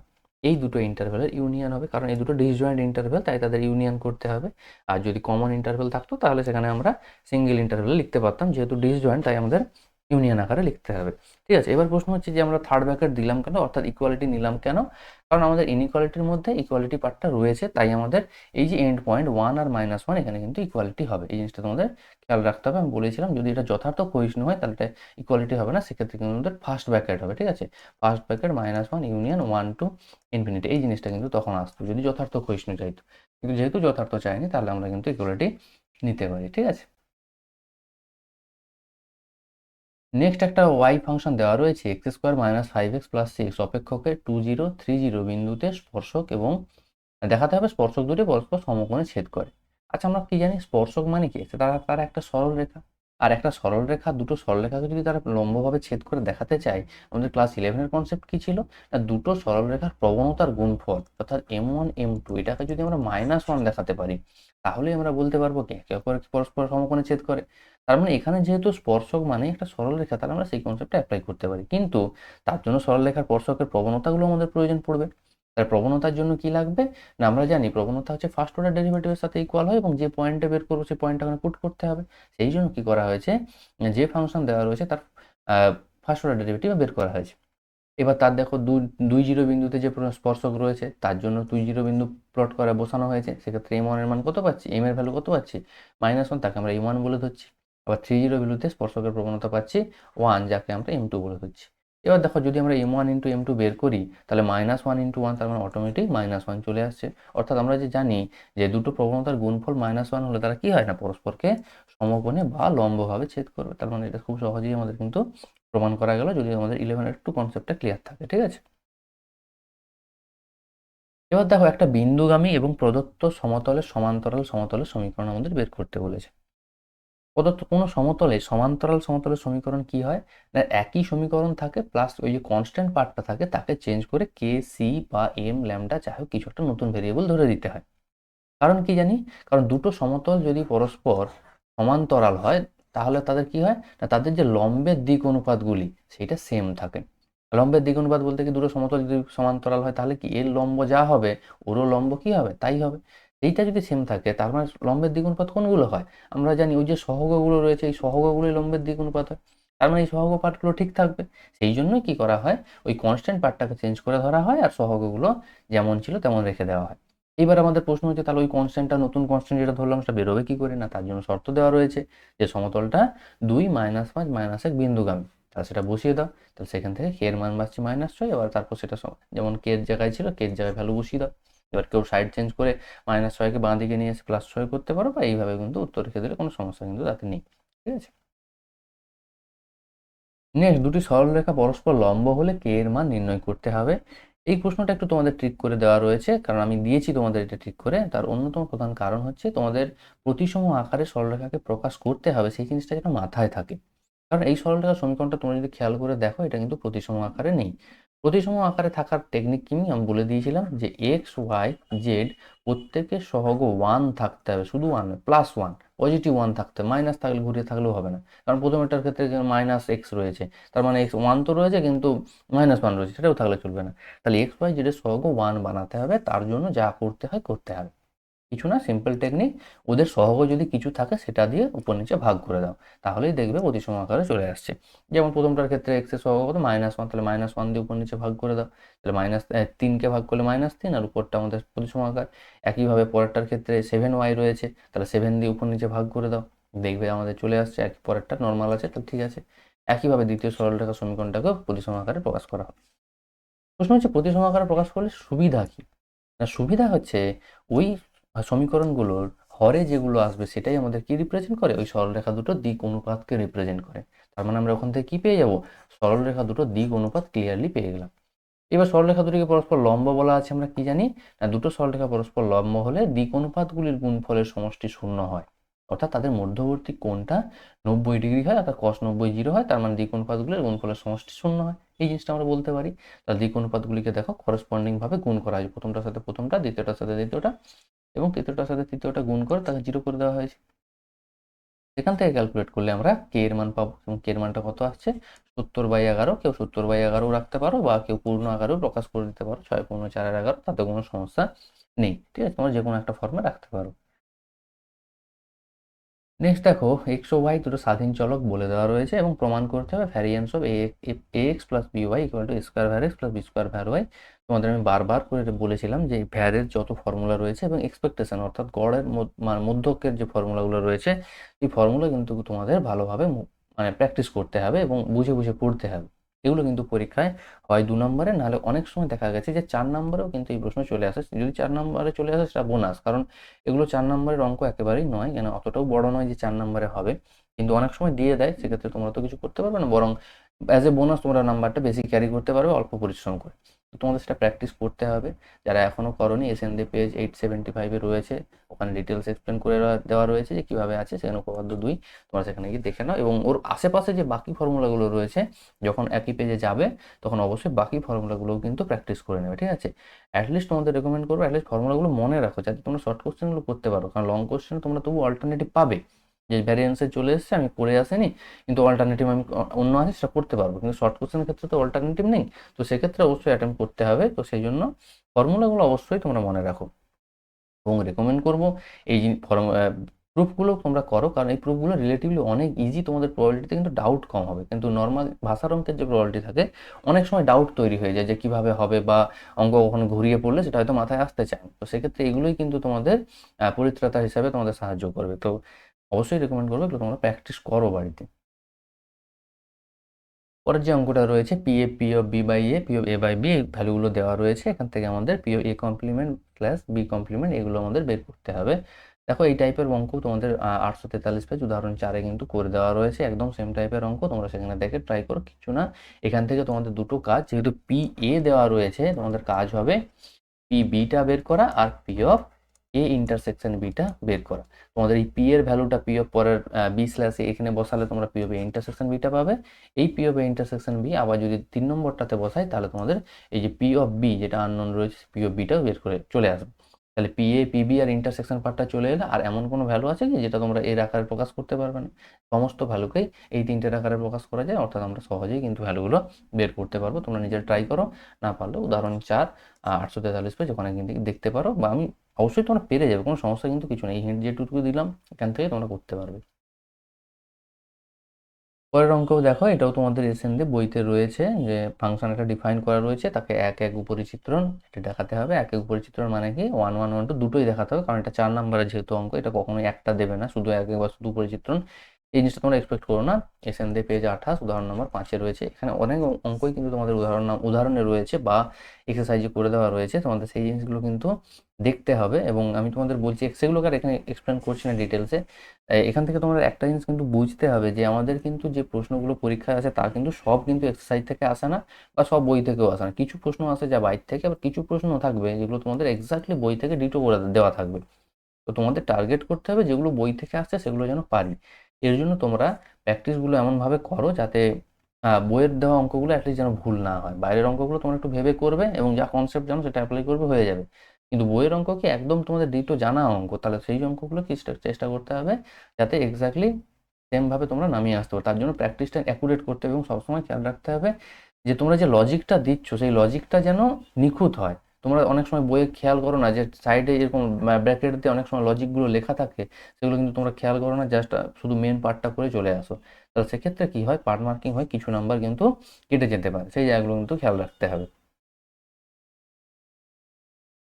নেক্সট দেখো tan inverse 1/√3 tan of x by 2 half of cos inverse 1 plus 2 cos x by 2 plus cos x। এই টাইপের একটা অঙ্ক কিন্তু আমি তোমাদের আগেও তোমাদের WBT যখন করে তখন কিন্তু একটা পেজে এসেছিল, যেটা তোমাদের এক্সারসাইজে ছিল, সেটা কিন্তু করিয়েছি। সেটা তোমরা দেখতে পারো, সেটা থেকে সেইভাবে করতে পারো। কেউ যদি মনে করো না আমি একদম বইতে যেভাবে করা সেটা করবো, তাহলে তার জন্য তোমাকে এসএন পেজ 97-এ উদাহরণ নম্বর 19 সেখানে গিয়ে দেখতে পারো, সেখানে ডিটো করে দেওয়া আছে। ঠিক আছে? অনেকে আবার রাইট হ্যান্ড সাইড থেকে লেফট হ্যান্ড সাইড প্রুফ করেছো, তাতেও কোনো সমস্যা নেই, সেটাও করতে পারো। তোমাদের যেটা যে পদ্ধতি সুবিধা হয় সেটা করবে, কোনো সমস্যা নেই। সিম্পল টেকনিক একটু বুঝতে পারছো যে ডান দিকে যে cos x রয়েছে ভেতরে, তাকে tan x বাই 2 এর আকারে প্রকাশ করতে হবে। অর্থাৎ এখানে অংশকোণের যে সূত্র রয়েছে সেই অংশকোণের সূত্র কিন্তু এখানে অ্যাপ্লিকেবল হবে, তোমাদের যে কোনো স্টেপে অ্যাপ্লাই করতে পারো। কেউ শুরু থেকে অ্যাপ্লাই করে, কেউ আবার ইনভার্সন ফাংশনকে আগে ট্যান ফাংশনে নিয়ে গিয়ে তারপর অ্যাপ্লাই করতে পারো। একাধিক প্রসেস রয়েছে, তোমাদের যে প্রসেস মনে হয় সেই প্রসেসে করতে পারো। আবার একজনকে আমি দেখেছিলাম সে থিটা ধরে করেছে, সেক্ষেত্রেও সে অঙ্ক সহজ হয়েছে, কোনো সমস্যা নেই, সেটাও করতে পারো। ঠিক আছে? তো নেক্সট আমাদের দেওয়া রয়েছে একটা ম্যাট্রিক্স বলে দেওয়া রয়েছে, দেখাতে হবে a square minus 4a minus 5i equal to 0 matrix হবে এবং অতঃপর এর ইনভার্স নির্ণয় করতে হবে। যখন আমাদের অতঃপর কোনো কিছু নির্ণয় করতে হবে তখন খেয়াল রাখতে হবে প্রথম যে পার্টটা রয়েছে সেই পার্টটা যেন অবশ্যই প্রুফ হয়। প্রথম পার্টটা যদি প্রুফ না হয় তাহলে কিন্তু অতঃপরের যে ভ্যালুটা সেটা কিন্তু চেক করা হবে না এবং সেখান থেকে কোনো নাম্বার কিন্তু পার্ট মার্কিং হয়ে পাবে না। তোমরা বলতে পারো যে আমার সেকেন্ড পার্ট তো ঠিক হয়েছে, তাহলে সেকেন্ড পার্টে নাম্বার নেই কেন? কারণ যখন অতঃপর দেওয়া থাকবে বা ইংরেজিতে হেন্স দেওয়া থাকে, তখন কিন্তু ফার্স্ট পার্টটা আগে ক্লিয়ারলি প্রুফ হতে হবে এবং সেটা ঠিক ঠিক হতে হবে, তবেই তোমরা সেকেন্ড পার্টের নাম্বার পাবে। তো ফার্স্ট পার্টে কি না, কিছু না, সিম্পল স্কোয়ার বের করো, 4a বের করো আর 5i বের করে বাঁ দিকে বসিয়ে দাও, ক্যালকুলেট করে দেখাও সেটা 0 ম্যাট্রিক্স আসছে। এটা প্রথম পার্ট, কিছু নেই, সিম্পল একটা প্রসেস থাকে। এবং নেক্সট পার্টে কি না, যেহেতু ওটা আমরা প্রুফ করে ফেলেছি, এবার আমাদের কি করতে হবে, ইনভার্স বের করতে হবে ওখান থেকে। তোমরা মনে করতে পারো ইনভার্স আমি অ্যাডজয়েন্ট অফ a/ডেটে লাগিয়ে দেবো, কিন্তু একেবারেই না, এখানে সেটা করা যাবে না, কারণ অতঃপর বলেছে মানে যা প্রুফ করেছি তারপর থেকে করতে হবে। তাহলে আমরা প্রুভ করেছি square minus 4a minus 5i equal to 0 matrix. তাহলে বাঁ দিকে দেখো স্কোয়ার মাইনাস 4aটাকে রাখছি এবং 5iটাকে আমরা কি করছি না ডান দিকে পাঠিয়ে দিচ্ছি। তাহলে মাইনাস 5iটা প্লাস 5i হয়ে যাচ্ছে এবং বাঁ দিকে একটা কমন নেওয়া যাবে। এবার এই এটা যখন কমন নিচ্ছি 4, তাহলে শুধু 4 কি পড়ে থাকবে না, ম্যাট্রিক্সের ক্ষেত্রে শুধু 4 থাকে না, তাহলে 4i থাকবে। এইবার কি করা হয়েছে, উভয় পক্ষে A ইনভার্স দিয়ে গুণ করা হয়েছে। যখনই A ইনভার্স দিয়ে গুণ করব, A ইনভার্স সেটা কত হয়ে যাবে, আইডেন্টিটি ম্যাট্রিক্স হয়ে যাবে। আর ডান দিকে i এর সাথে A ইনভার্স গুণ মানে আমরা জানি আইডেন্টিটির সাথে যাই গুণ হোক না কেন সেটাই থাকবে, তার মানে 5A ইনভার্স থাকছে। তার মানে আমরা পাচ্ছি 5A inverse equal to A minus 4i। তার মানে A ইনভার্স মান কত না 1/5 ইন্টু A মাইনাস 4i। এইবার আমাদের A ইনভার্সের ফর্মুলা পেয়ে গেছি যে A থেকে 4i বাদ দিলেই হয়ে যাবে। A আমাদের দেওয়া রয়েছে, আর 4i মানে কি 4004, সেটা যখন আমরা বাদ দেবো তাহলে দেখো আমাদের A ইনভার্স ভ্যালুটা চলে আসবে। ঠিক আছে, নেক্সট দেখো ম্যাট্রিক্স বিপরীত পদ্ধতিতে সমাধান করো, একদম সিম্পল ধরা বাঁধা প্রসেস। এই জন্য প্রসেসটা যেহেতু সেম থাকছে তাই আমাদের আমি আর এক্স্যাক্টলি করে দিইনি তোমাদের। এই টাইপের প্রসেস কিন্তু এসএনডি পেজ 214 উদাহরণ 5-এ কিন্তু করে দেওয়া রয়েছে। আমি তোমাদের জিনিসটা একটু বলে দিই। আমাদের বেসিক জিনিস কী করতে হয়, এক্স ওয়াই জেড এর সহগ ম্যাট্রিক্সটা নির্ণয় করতে হয়। সেই সহগ ম্যাট্রিক্সটাকে কত নাম দেওয়া হয়, এ নাম দেওয়া হয়, এটা একটা সহগ ম্যাট্রিক্স হবে এবং কত অর্ডার হবে 3/3, যেহেতু এক্স ওয়াই জেড 3টে ভেরিয়েবল রয়েছে এবং তার যে ভেরিয়েবলগুলো রয়েছে অর্থাৎ এক্স ওয়াই জেড, তাকে আমরা একটা কলাম ম্যাট্রিক্স হিসাবে ডিনোট করি, যে column matrix X equal to X Y Z এইভাবে থাকে। আর আমাদের বি বলে আরেকটা ম্যাট্রিক্স ধরা হয়, সেটা কি না ডান দিকে যে কনস্ট্যান্টগুলো রয়েছে এখানে যেমন 18, 5 আর 5 এগুলো রয়েছে, সেটাকে আমাদের বি ম্যাট্রিক্স বলে ধরে নেওয়া হয়। তাহলে এইভাবে যখন প্রকাশ করা হয় তাহলে পুরো ম্যাট্রিক্সটা ম্যাট্রিক্স সমীকরণ কি আকারে চলে আসে, এ এক্স ইকুয়াল টু বি। অনেকে এই জিনিসটা লিখতে ভুলে যাও যে এটা একটা ম্যাট্রিক্স সমীকরণ। এটা কিন্তু তোমাদের লিখতে হবে, কি লিখতে হবে না প্রদত্ত সমীকরণগুলির ম্যাট্রিক্স সমীকরণটি হলো এ এক্স ইকুয়াল টু বি, যেখানে এ সমান এটা, এক্স সমান এটা এবং বি সমান এটা। তাহলে ক্লিয়ারলি আমাদের যে পদ্ধতি সমীকরণগুলো দেওয়া ছিল সেই সমীকরণগুলোকে আমরা ম্যাট্রিক্সের আকারে প্রকাশ করতে পারলাম, যেটা ফার্স্ট স্টেপ কমপ্লিট হলো। এরপরের কাজ কি না এক্স ম্যাট্রিক্সটা বের করা। তাহলে এক্স ম্যাট্রিক্স ইকুয়াল টু কত বলতে পারবো না এ ইনভার্স বি। তাহলে তোমাদের নেক্সট কাজ কি হবে, এ ইনভার্স বের করা, তাকে বি দিয়ে গুণ করা। এ ইনভার্সটা কি না, এ ইনভার্সের ক্ষেত্রে এখানে ফর্মুলা অ্যাপ্লাই করতে হবে তোমাদের, সিম্পল যা formula adjoint of A by det, এই ফর্মুলা অ্যাপ্লাই করতে হবে। তাহলে অ্যাডজয়েন্ট অফ এ বাই ডেটে যখন বেরিয়ে যাবে সেটা একটা ম্যাট্রিক্স বেরোবে। এই ম্যাট্রিক্সকে আমাদের প্রদত্ত যে বি ম্যাট্রিক্স তাকে যদি আমরা গুণ করি তাহলেই কিন্তু আমাদের যে এক্স ম্যাট্রিক্স আসছে কলাম ম্যাট্রিক্স সেটা চলে আসবে এবং সেই ভ্যালু যা আসবে করসপন্ডিং কম্পেয়ার করলে সেটা আমাদের অ্যান্সার চলে আসবে। ঠিক আছে, তোমাদের যদি মনে হয় এক্স্যাক্টলি যেহেতু এই অঙ্কটা নেই তাহলে আমাদের এই অ্যান্সারগুলো চেক করবো কীভাবে, সিম্পল টেকনিক, তোমরা অ্যান্সার বের করো, তারপর ক্রস চেক করার জন্য এই যে 3টে ফর্মুলা রয়েছে এই ফর্মুলাতে তোমাদের বেরোনো এক্স ওয়াই জেড এর ভ্যালুটা বসিয়ে দেখো, যদি স্যাটিসফাই করে তাহলে তোমাদের অ্যান্সার ঠিক আছে। এটা কিন্তু তোমাদের পরীক্ষাতেও অ্যাপ্লাই করতে পারো এই টেকনিক, যে অ্যান্সার বের করানোর পর যেহেতু এই সমীকরণগুলোর অ্যান্সার, তাহলে সমীকরণকে নিশ্চয়ই স্যাটিসফাই করবে। সমীকরণে আবার ঘুরে পুট করে দেখো, যদি ঠিক থাকে তিনটেতে, অবশ্যই তিনটেকে স্যাটিসফাই করতে হবে, শুধু একটাকে স্যাটিসফাই করলে হবে না, তিনটেকে যদি স্যাটিসফাই করে তাহলে তোমরা নিজেরাই চেক করতে পারবে যে তোমাদের অ্যান্সার ঠিক আছে। পরেরটাও তোমাদের বইতে রয়েছে, এসএনদে পেজ 164 উদাহরণ নাম্বার 2। এই টাইপের অনেক উদাহরণ কিন্তু মানে নির্ণায়কের উদাহরণ রয়েছে যেগুলো কিন্তু খুবই ইম্পর্ট্যান্ট। সেগুলো আমি তোমাদের নেক্সট ভিডিওতে তোমাদের বলে দেবো যে কোন টাইপগুলো তোমাদের কিন্তু ভালোভাবে করতে হবে। আবারও বলছি সাজেশন নয়, কোন টাইপ বা কোন ধরনের অঙ্কগুলো তোমাদের করতে হবে সেই জিনিসটা কিন্তু আমি তোমাদের রেকমেন্ড করবো। আর যদি তোমাদের সাজেশন করতেই হয় তোমরা নিজেরা সাজেশন বানাও, self suggestion is the best suggestion. ঠিক আছে, এটা তোমাদের সবসময় খেয়াল রাখতে হবে। আমি শুধু তোমাদের কোন টাইপগুলো বলে দেবো, যে কোন টাইপগুলো অবশ্যই তোমরা দেখে যাবে, যে অবশ্যই শেষ মুহূর্তে তো সময় কম, তো অবশ্যই টাইপ ধরে আমাদের পড়তে হবে। সেই টাইপগুলো আমি তোমাদের নেক্সট ভিডিওতে বলে দেবো। ঠিক আছে, পরেরটা ক্র্যামার রুল রয়েছে, একদম ধরা বাঁধা ক্র্যামার রুল রয়েছে। এটা এই এক্স্যাক্টলি অঙ্কটা তোমাদের এসএনডি পেজ 215 উদাহরণ সাথে রয়েছে, কিন্তু ক্র্যামার রুলে একদম ধরা বাঁধা প্রসেস রয়েছে কি না, আমাদের প্রথম সহগ নির্ণায়কটি বের করতে হয়, যাকে আমরা ডেল্টা বলে ডিনোট করি। তারপর ডেল্টা ওয়ান বের করতে হবে, বা একেই কেউ ডেল্টা এক্সও বলে। কিভাবে সেই ডেল্টা ওয়ান বা ডেল্টা এক্সটা কি না, ওই যে ফার্স্ট কলামটা রয়েছে অর্থাৎ যেখানে এক্স এর কলামগুলো সহগগুলো রয়েছে সেই কলামটাকে রিপ্লেস করতে হয় কি দিয়ে, কনস্ট্যান্ট টার্মগুলো দিয়ে, অর্থাৎ এক্ষেত্রে -190 এটাতে রিপ্লেস হবে। আবার তারপর একই রকমভাবে ডেল্টা ওয়াই হচ্ছে সেকেন্ড কলামটাকে রিপ্লেস করতে হবে। আবার ডেল্টা জেড মানে হচ্ছে থার্ড কলামকে রিপ্লেস করতে হবে। কেউ এটাকে ডেল্টা টু, ডেল্টা থ্রি, বিভিন্ন নোটেশন যে যার মতো দিতে পারো, কোনো সমস্যা নেই, এগুলো বের করতে হবে। এরপর ক্র্যামারের নিয়ম অনুযায়ী আমাদের কি বলতে হবে না, ডেল্টা আমাদের এক্স এর value equal to delta one by delta, Y এর value delta two by delta এবং জেড এর value delta three by delta, এটা বের করতে হবে। কিন্তু এক্ষেত্রে একটা জিনিস অনেকে মিস করে যায়, এই যে ডেল্টার ভ্যালু তোমরা বের করছো, ডেল্টার ভ্যালু সাপোজ করো যে 2 বেরোলো, তাহলে আমাদের লাস্টে লিখতে হয় যে যেহেতু এই 2 নট ইকুয়াল টু 0 তাই ক্র্যামার অ্যাপ্লাই করা যাবে, এই কথাটা কিন্তু লিখতে হবে। আর অনেকে দেখেছি শুধু জাস্ট ডেল্টা বের করে চলে এলো, তারপর আবার delta one, delta two, delta three বের করে লিখে দিল যে অতএব এক্স ওয়াই জেড নির্ণয় সমাধান X Y Z equal to এত। একেবারেই না, তোমাদের এই ডেল্টা বের করার পর অবশ্যই সেটা যদি নট ইকুয়াল টু 0 বেরোয় তাহলে তোমাদের লিখতে হবে নট ইকুয়াল টু 0 তাই ক্র্যামারের পদ্ধতি অ্যাপ্লাই করা যাবে। আবার যখন delta one delta two delta three বেরিয়ে যাচ্ছে, তারপর যখন তোমরা সমাধান বের করছো, সেক্ষেত্রেও লিখতে হবে অতএব ক্র্যামারের নিয়মের সাহায্যে আমরা পাই এক্স ইকুয়াল টু এত, ওয়াই ইকুয়াল টু এত, জেড ইকুয়াল টু এত, এইভাবে করতে হবে। অর্থাৎ এই যার নিয়ম তোমরা অ্যাপ্লাই করছো সেই কথাটা কিন্তু, তার নিয়ম কখন অ্যাপ্লাই হয় এবং তার নিয়ম কিভাবে অ্যাপ্লাই হয়, সেই দুটো কথাই কিন্তু তোমাদের অঙ্কের মধ্যে যেন থাকে, তবেই কিন্তু বেশি বেস্ট মার্কটা তোমরা ক্যারি করবে। এবার দেখা যাবে অনেকেই এই কোনো স্যার হয়তো এই নাম্বারে যেভাবে করলে নাম্বার দিচ্ছে, কেউ দিচ্ছে না, কিন্তু তোমরা যখন পুরোটা লিখে করবে তখন কিন্তু সবাই নাম্বার দিতে বাধ্য। কারণ তোমরা যদি কোনো লজিক মিস করে যাও, এটা ডিপেন্ড করে কোনো স্যার নাম্বার দিতেও পারে বা কোনো স্যার নাম্বার নাও দিতে পারে, এটা ডিপেন্ড করে। ঠিক আছে? কারণ তোমরা তো জানো না খাতা কার কাছে যাবে, তো তোমাদের চেষ্টা করতে হবে মোর অ্যাকুরেট অ্যান্সার করার। ঠিক আছে? পরেরটাও তোমাদের বইয়ের অঙ্ক এবং এটাও তোমাদের WBT যখন করানো হয়, WBT-র একাধিক পেজে কিন্তু এই জিনিসটা এসেছিল এবং খুবই ইম্পর্ট্যান্ট একটা প্রশ্ন। এখান থেকে 295 উদাহরণ নম্বর 16 ফার্স্ট অর্ডার ডেরিভেটিভ করতে হবে। এবার এক্ষেত্রে তোমাদের বেসিক টেকনিক একটু মনে রাখতে হবে এবং প্রমাণ দেখলেও সেটা বুঝতে পারবে যে যেহেতু প্রমাণে লগ আছে, তার মানে আমাদের আগে উভয় পক্ষে লগ নিতে হবে। এবং যদি এবার মনে করে যে আমি উভয় পক্ষে লগ নেব না, নর্মাল করব, অবশ্যই তার ক্ষেত্রে ফার্স্ট অর্ডার ডেরিভেটিভ অনেক বেশি ডিফিকাল্ট হয়ে যাবে।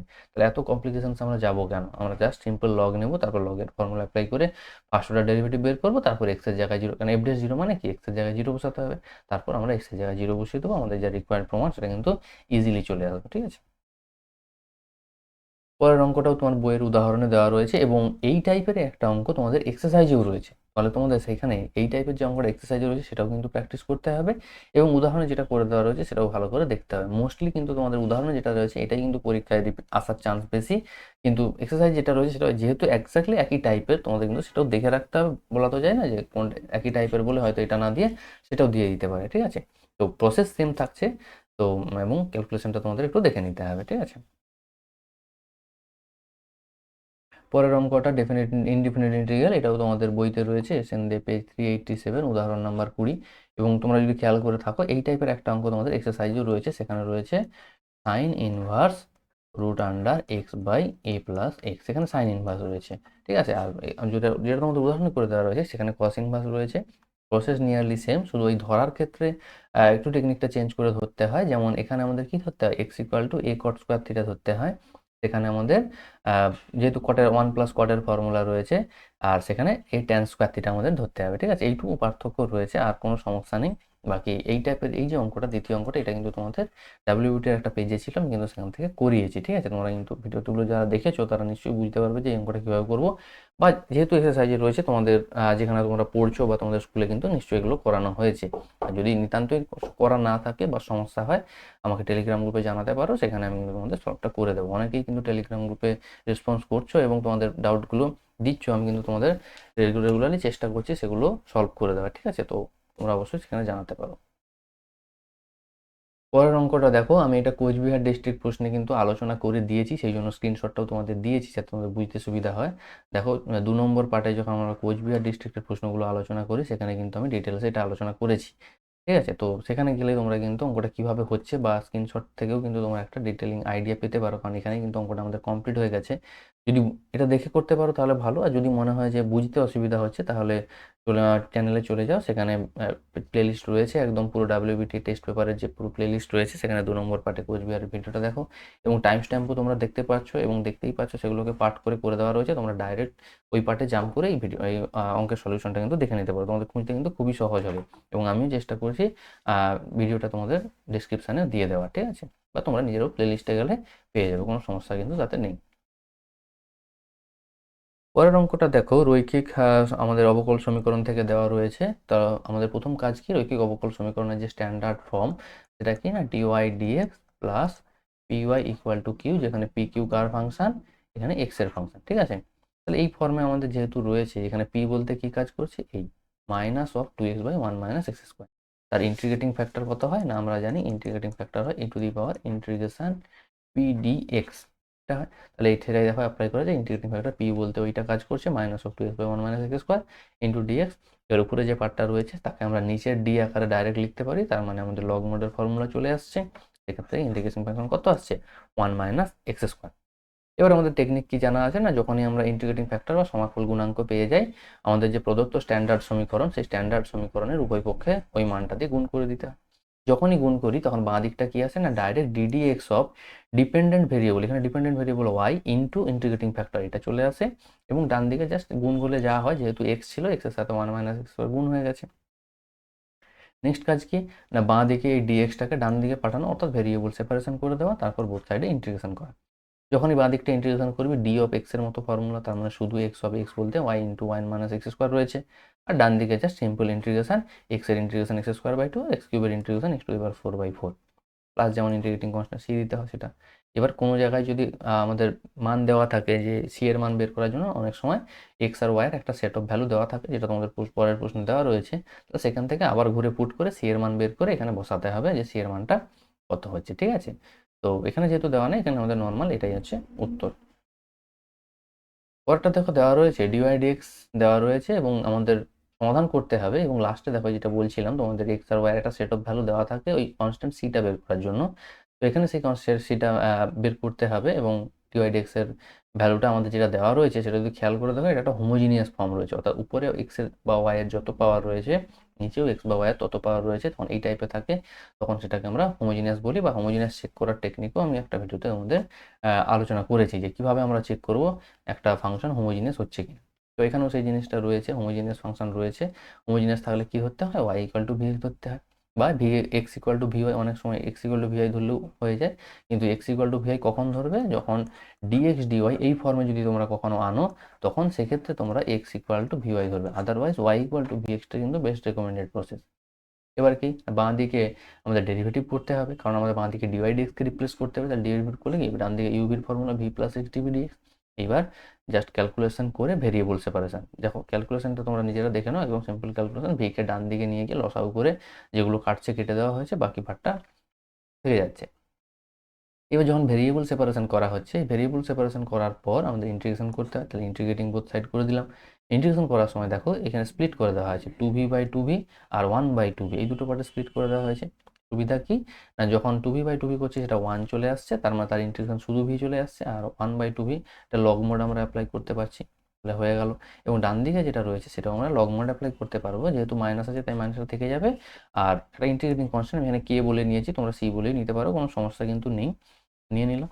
এরপর আমার ভি এর ভ্যালু আমাদের বসিয়ে দিতে হবে, ভি এর ভ্যালু হচ্ছে ওয়াই বাই এক্স, কারণ আমরা ধরেছিলাম Y equal to V X, তার মানে ভি কত হবে, ভি ইকুয়াল টু হয়ে যাবে ওয়াই বাই এক্স, তার মানে যেখানে যেখানে ভি ছিল সেখানে সেখানে ওয়াই বাই এক্স বসিয়ে দেওয়া হবে। এবার প্রশ্ন হচ্ছে, আমাদের একটা প্রদত্ত শর্ত দেওয়া রয়েছে যে এক্স যখন ওয়ান হবে ওয়াই ওয়ান, তোমাদের বলেছি এটা কেন দেওয়া আছে না, এই যে কে এর ভ্যালু, সেই কে এর ভ্যালুটা বের করার জন্য। তাহলে আমাদের যে সলিউশন এসছে ওখানে আমরা X equal to one Y equal to one বসিয়ে দিলাম, যেখানে যেখানে লগ ওয়ান আসছে সেটা জিরো হয়ে যাবে, আমরা জানি লগ ওয়ানের ভ্যালু জিরো হয়, তাহলে সেক্ষেত্রে আমরা কে এর ভ্যালু কত পাচ্ছি, ওয়ান পাচ্ছি। তাহলে আমাদের ফাইনাল কাজ কি হবে না, ওই কে এর ভ্যালু পুনরায় আবার সমীকরণে বসিয়ে দেওয়া। তাহলে ওই কে এর ভ্যালু যখন আবার পুনরায় সমীকরণে বসিয়ে দিলাম, এইটা যে আসছে এটাই আমাদের হচ্ছে নির্ণেয় সমাধান, ঠিক আছে। অনেকে মনে করে যে সমাধান মানে এই কে এর ভ্যালু, একেবারেই নয়। সমাধান মানে কে এর ভ্যালু নয়, সমাধান মানে এর ভ্যালু যেটা আছে, আমাদের তো আননোন কনস্ট্যান্ট দেওয়া আছে, সেই ভ্যালুটাকে বের করার জন্য একটা কন্ডিশন দেওয়া থাকে, ঠিক আছে। সেই কন্ডিশন থেকে কে এর ভ্যালুটা বেরোবে বা সি এর ভ্যালু বেরোবে, সেই সি এর ভ্যালু আমাদের যে অ্যান্সার এসেছিল সেখানে গিয়ে ঘুরে পুট করতে হবে, দিলে যেটা আসবে সেটাই আমাদের অ্যান্সার বা উত্তর, ঠিক আছে। নেক্সট রয়েছে আমাদের ভেক্টর পদ্ধতিতে প্রমাণ করো অর্ধবৃত্তস্থ কোণ সমকোণ। এটা তোমাদের ক্লাস 10-এ নর্মাল প্রুফ করে এসছো, সেখানে ত্রিভুজ আকারে প্রুফ ছিল বা বৃত্তর আকারে প্রুফ ছিল, এখানে আমাদের ভেক্টর আকারে প্রুফ করতে হবে, একই প্রুফ কিন্তু পদ্ধতিটা চেঞ্জ হয়েছে, শুধু ভেক্টর আকারে করতে হবে। তাহলে এক্ষেত্রে আমরা প্রথম ধরে নিলাম যে ও কেন্দ্রীয় বৃত্তের অর্ধবৃত্তস্থ কোণ হলো বিএসি। এটা তোমাদের সবাই জানা আছে কাকে অর্ধবৃত্তস্থ কোণ বলে, অর্থাৎ কোনো বৃত্তের একটা ডায়ামিটার, ডায়ামিটার বলতে আমাদের ব্যাস, ব্যাস বৃত্তের উপর যে কোণ তৈরি করে তাকে বলা হয় অর্ধবৃত্তস্থ কোণ। তো এখানে ব্যাস হচ্ছে বিসি ব্যাস আমাদের, তাহলে সেটা বৃত্তের উপর এ বিন্দুতে কোণ তৈরি করে, কোন কোণ না বিএসি কোণ তৈরি করেছে। তাহলে আমাদের প্রুফ করতে হবে এই বিএসি কোণটা 90 ডিগ্রি। ধরি ও বিন্দুর সাপেক্ষে ওটা কি না, ওটা হচ্ছে আমাদের ওই বৃত্তের কেন্দ্র, তাহলে ওই কেন্দ্রবিন্দুর সাপেক্ষে আমি ধরে নিচ্ছি। দেখো তোমাদের এখানে বেসিক ফান্ডামেন্টাল যেটা, সেটা হচ্ছে যেহেতু ভেক্টর আকারে প্রুফ করতে হবে, আমাদের যে বিন্দুগুলো রয়েছে সেই বিন্দুগুলোর অবস্থান ভেক্টরের কিন্তু প্রয়োজন পড়বে। তাহলে সেই অবস্থান ভেক্টর কোত্থেকে পাবো, কার সাপেক্ষেই বা ধরবো, না বাইরের কোনো বিন্দুর সাপেক্ষে আমরা অবস্থান ভেক্টর ধরতেই পারি, কোনো সমস্যা কিন্তু তাতে নেই। যে বাইরে আমি একটা কোথাও জেড বিন্দু বললাম, সেই জেড বিন্দুর সাপেক্ষে আমি অবস্থান করলাম, Z A Z B Z C Z O, এটা ধরতেই পারি। কিন্তু যদি আমাদের সুবিধা হয় যে ওই ছবির মধ্যে কোনো একটা বিন্দুর সাপেক্ষে অবস্থান ভেক্টর ধরা, তাহলে কিন্তু অঙ্কটা অনেক বেশি সহজ হয়ে যায়। এই জিনিসটা তোমাদের খেয়াল রাখতে হবে। তাহলে সেক্ষেত্রে আমাদের ক্যালকুলেশনটা অনেক বেশি ইজি হয়ে যায়। এবার প্রশ্ন হচ্ছে তাহলে কোন বিন্দু সাপেক্ষে ছবির মধ্যে ধরবো? না, যে বিন্দুর সাপেক্ষে বাকি সমস্ত বিন্দুগুলোকে তোমরা কানেক্ট করতে পারবে সেই বিন্দুর সাপেক্ষে ধরো। তাহলে এক্ষেত্রে যদি আমরা কেন্দ্রটাকে সাপেক্ষে ধরি তাহলে কিন্তু দেখো এই এ বি সি এই তিনটে বিন্দুকে কানেক্ট করা অনেক বেশি ইজি হয়ে যায়। সেই জন্য ও বিন্দু সাপেক্ষে এ বি সির অবস্থান ভেক্টর ও এ ও বি ও সি এটা ধরে নেওয়া হলো। এবার আমরা কি জানি না, এবি ভেক্টর যদি আমরা বের করি, এবি ভেক্টর মানে ওবি মাইনাস ওই, অর্থাৎ যে যার সাপেক্ষে ধরছি সেই বিন্দুর পরবর্তী বিন্দুর অবস্থান ভেক্টর মাইনাস পূর্ববর্তী বিন্দুর অবস্থান ভেক্টর। এটা আমাদের ফর্মুলা জানা ছিল আমাদের ভেক্টরের কনসেপ্টে। তাহলে এবি ভেক্টর বেরিয়ে গেল। আবার এসি ভেক্টর বের করছি। এবার প্রশ্ন হচ্ছে কেন বের করছি, আমাদের টার্গেটটা কি? না, টার্গেটটা আমাদের হচ্ছে এই কোণটাকে 90 দেখানো। আমরা যদি এটা দেখাতে পারি এই এবি ভেক্টর আর এসি ভেক্টর এদের ডট প্রোডাক্টটা জিরো। আমরা কি জানি না, দুটো ভেক্টরের ডট প্রোডাক্ট কখন জিরো হয় না, ভেক্টর দুটো পরস্পর লম্ব হয়। তাহলে এখান থেকে ক্লিয়ারলি বলে দিতে পারবো যে এবি আর এসি ভেক্টর পরস্পর লম্ব।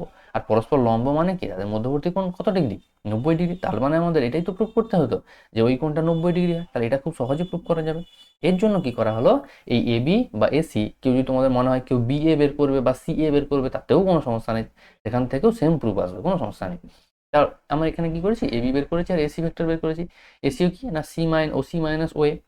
এইবার প্রশ্ন হচ্ছে দুটো ভেক্টর যখন তোমরা যদি এইটুকু পার্ট পর্যন্ত খেয়াল করে দেখো, দুটোতে ওয়ে ওয়ে তো কমন রয়েছে, কিন্তু একটাতে ওবি রয়েছে একটাতে ওসি রয়েছে, এই দুটোর মধ্যে কোনো কানেক্ট নেই। তাহলে সেই কানেকশনটা আমাদের করতে হবে। ছবিটা যদি খেয়াল করে দেখো, ওবি ভেক্টর আর ওসি ভেক্টর দুজনের কিন্তু পরম মান সেম। কেন পরম মান সেম?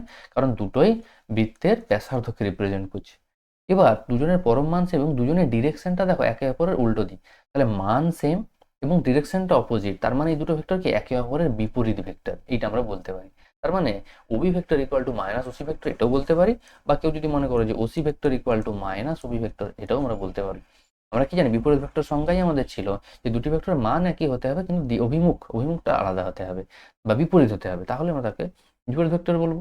তার মানে এক্ষেত্রে আমাদের ওবি আর ওসি বিপরীত ভেক্টর হয়ে যাওয়ার জন্য এই ওসিকে চেঞ্জ করে আমরা মাইনাস ওবি লিখতে পারবো। এবার দেখো ওয়ে ওবি আর ওয়ে তে দুটোতেই মাইনাস রয়েছে, তাহলে একটা অল ওভার মাইনাস কমন নিতে পারবো। এবার আমাদের টার্গেট যেহেতু এবি ডট এসি কে জিরো দেখানো, তাহলে এবি ডট এসি বের করলাম। এবি ডট এসি মানে কি, এবির ভ্যালু আর এসির ভ্যালু বসিয়ে দেওয়া হলো। এবার মাইনাসটা বাইরে থেকে যাচ্ছে এবং ভেতরটা কি, mod of OB square minus mod of O A square হয়ে যাচ্ছে, A plus B into A minus B. এবার যেহেতু ভেক্টরের ক্ষেত্রে শুধু A square minus B square লিখতে পারবো না, ওখানে মডিউলাস দিয়ে লিখতে হবে। এই জিনিসটা তোমাদের খেয়াল রাখতে হবে, কারণ ভেক্টরের ক্ষেত্রে মড ছাড়া পার্টিকুলার কোনো ভেক্টরের স্কোয়ার আমরা করতে পারি না। কেউ ধরো এরকম বলে দিলে এ ভেক্টরের স্কোয়ার, এটা সম্পূর্ণ ভুল কথা, এটা সম্ভব নয়। এ ভেক্টরের স্কোয়ার বলতে আমাদের সবসময় মড এ ভেক্টরের স্কোয়ার এই কথাটা ইউজ করতে হবে। সেই জন্য এখানে mod of square minus mod of square হলো। এবার ওবি আর ওএ দুটোই কিন্তু ব্যাসার্ধকে রিপ্রেজেন্ট করছে, সেটাই দেখো আমি এখানে বলে রেখেছি যে ওএ আর ওবি ওদের মডুলাসের ভ্যালু পরস্পর সমান, কারণ প্রত্যেকে ব্যাসার্ধকে রিপ্রেজেন্ট করে। তো সেক্ষেত্রে কি না, দুটোই যেহেতু ব্যাসার্ধ তাহলে মান সমান, তাহলে ওবি কে চেঞ্জ করে আমি ওএ লিখতে পারি, বা কেউ যে ওএ কে চেঞ্জ করে ওবি লিখতে পারো। সেক্ষেত্রে কি হয়ে যায়, পরস্পর কেটে গিয়ে জিরো চলে আসবে। তার মানে আমরা কি চাইছিলাম না, এবি ডট এসিটা জিরো আসুক, সেটা আমাদের চলে আসছে। তার মানে বলতে পারি এবি আর এসি পরস্পর লম্ব। আর এবি এসি যদি পরস্পর লম্ব হয় তাদের মধ্যবর্তী কোণ কত ডিগ্রি, 90 ডিগ্রি হয়ে যাবে। এটাই আমাদের প্রুফ করার ছিল, ঠিক আছে। Next alpha vector beta vector দেওয়া রয়েছে, আমাদের কাজ হবে বিটা ভেক্টরকে এমন দুটি আকারে পার্টে ভেঙে ফেলা, অর্থাৎ বিটা ওয়ান বিটা টু, যেখানে একটা পার্ট আলফার সাথে সমান্তরাল হয় এবং অপর পার্টটা বিটার সাথে আলফার সাথে লম্ব হয়। তাহলে যে পার্টটা আলফার সাথে সমান্তরাল, আমরা কি জানি কোনো সমান্তরাল ভেক্টরকে আমরা কি আকারে লিখতে পারি, তার কোনো একটা ধ্রুবক গুণিতক আকারে, আমি সেখানে ল্যামডা গুণিতক আকারে লিখতে পারি। তার মানে বিটা ওয়ান ভেক্টরটাকে আমরা ল্যামডা ইন্টু আলফা ভেক্টর, যেহেতু আলফার সাথে সমান্তরাল, তাহলে সেই আকারে লিখতে পারি। তাহলে এটা আমার বিটা ওয়ান ভেক্টর। এবার যেহেতু বিটা ভেক্টরটা বিটা ওয়ান আর বিটা টু এর যোগফল, তাহলে বিটা টু ভেক্টরটা আমরা বিটা মাইনাস বিটা ওয়ান বলতে পারি। আর বিটা ওয়ানকে ধরেছি ল্যামডা আলফা, তার মানে বিটা মাইনাস ল্যামডা আলফা বলতে পারি। তাহলে সেক্ষেত্রে আমাদের বিটা টু ভেক্টরটা কত আসছে না, 2 minus 3 lambda I cap 1 minus 4 lambda J cap plus minus 4 minus 5 lambda J cap, এই জিনিসটা আমাদের চলে আসছে। এবার আরো একটা শর্ত আমাদের বলা রয়েছে যেটা এখনো ইউজ করা হয়নি, সেটা কি না, বিটা টু ভেক্টরটা আলফার সাথে লম্ব। তাহলে বিটা টু যদি আলফার সাথে লম্ব হয়, একটু আগে দেখলাম যে দুটো ভেক্টর যদি পরস্পর লম্ব হয় তাহলে কি হয় না, ডট প্রোডাক্টটা জিরো হয়। তাহলে এখানে বিটা টু ডট আলফা সেটাকে আমরা জিরো বলতে পারবো। তাহলে সেক্ষেত্রে দেখো বিটা টু ডট আলফাকে যখন জিরো করছি তখন ল্যামডার ভ্যালু কত বেরিয়ে আসছে, মাইনাস অফ 1/5, এটা কিন্তু চলে আসছে। তাহলে যখনই আমাদের ল্যামডার ভ্যালু চলে আসে, আমাদের কাজ কি না, বিটা ওয়ান আর বিটা টুকে বের করে নেওয়া। তাহলে বিটা ওয়ান কি ধরেছিলাম, বিটা ওয়ান সমান ল্যামডা আলফা ধরেছিলাম, তাহলে সেই ল্যামডার ভ্যালু বসিয়ে দিয়ে বিটা ওয়ানটা পেয়ে গেলাম। এবং এই ল্যামডার ভ্যালু এখানে যখন বসাবো তখন কি পাবো না, এই বিটা টু ভেক্টর এটা পেয়ে যাবো। তার মানে দেখো বিটা ওয়ান আর বিটা টু এটা আমরা বের করে ফেলতে পারলাম। এবার আমাদের কিন্তু অনেকেই এই জায়গাটাতে লিখে দেয় যে বিটা ওয়ান বেরিয়ে গেছে বিটা টু বেরিয়ে গেছে, আমাদের কাজ শেষ। কিন্তু আমাদের ফাইনাল কিন্তু অ্যান্সারটা সবসময় লিখে দিতে হবে। আমাদের চেয়েছিল যে beta equal to beta 1 vector plus beta 2 আকারে প্রকাশ করো, এই আকারটা দরকার। তোমরা প্রশ্নটা একটু খেয়াল করে দেখো, প্রশ্নটা কি ছিল না, প্রশ্নটা ছিল বিটা ভেক্টরকে বিটা 1 প্লাস বিটা 2 এই ভেক্টরের আকারে প্রকাশ করো। তার মানে আমাদের কাজ কি হবে, ফাইনালি লাস্টে যে উত্তরটা বেরাবে সেটাকে এই আকারে কিন্তু পুনরায় আবার আমাদের প্রকাশ করে দিতে হবে। না হলে কিন্তু এই উপরের পার্টে শুধু রেখে দিলে এটা কিন্তু অ্যান্সার হিসেবে গণ্য হবে না। ঠিক একই রকম তোমাদের ম্যাট্রিক্সের ক্ষেত্রেও ছিল যে এই ম্যাট্রিক্সকে প্রতিসম এবং বিপ্রতিসম ম্যাট্রিক্সের যোগফল আকারে প্রকাশ করো। সেখানে অনেক কিছু, প্রতিসম ম্যাট্রিক্সটা মানে half of A plus A transpose, এটাই তো ছিল তোমাদের প্রতিসম ম্যাট্রিক্স, এবং বিপ্রতিসম matrix half of A minus A transpose, এটা বের করেই রেখে দেয়। তো সেক্ষেত্রেও কিন্তু তোমরা ফুল নাম্বার পাবে না, কিন্তু লাস্টে আবার ফাইনালি তোমাদের দেখাতে হবে এ ম্যাট্রিক্স ইকুয়াল টু এই প্রতিসম ম্যাট্রিক্স প্লাস বিপ্রতিসম ম্যাট্রিক্স, এই আকারে কিন্তু তোমাদের ফাইনাল অ্যান্সারটা রাখতে হবে। এখানেও সেরকম যে বিটা ভেক্টরকে বিটা 1 প্লাস বিটা 2 আকারে রাখতে হবে, তবেই কিন্তু তোমাদের অ্যান্সারটা কমপ্লিট হবে। এই জিনিসটা কিন্তু খেয়াল রাখতে হবে। নেক্সট তোমাদের এলপিবি যেটা দেওয়া রয়েছে এটা এক্স্যাক্টলি বইয়ে রয়েছে, পেজ নাম্বার 805 উদাহরণ নম্বর 2। এবং আমি তোমাদের যারা ভিডিওগুলো দেখেছো আমি সেখানে বলেছিলাম যে প্রথম 5টা থেকে 6টা পেজে তোমাদের কিন্তু এলপিপিগুলো আমি ডিটেলসে আলোচনা করেছি, যে ভাষার অঙ্ক তোমরা কিভাবে করবে, কিভাবে ভেরিয়েবল ধরবে এবং শর্তগুলোকে কিভাবে কাজে লাগিয়ে এলপিপি ফরমেশন করবে সেটাও বলেছি।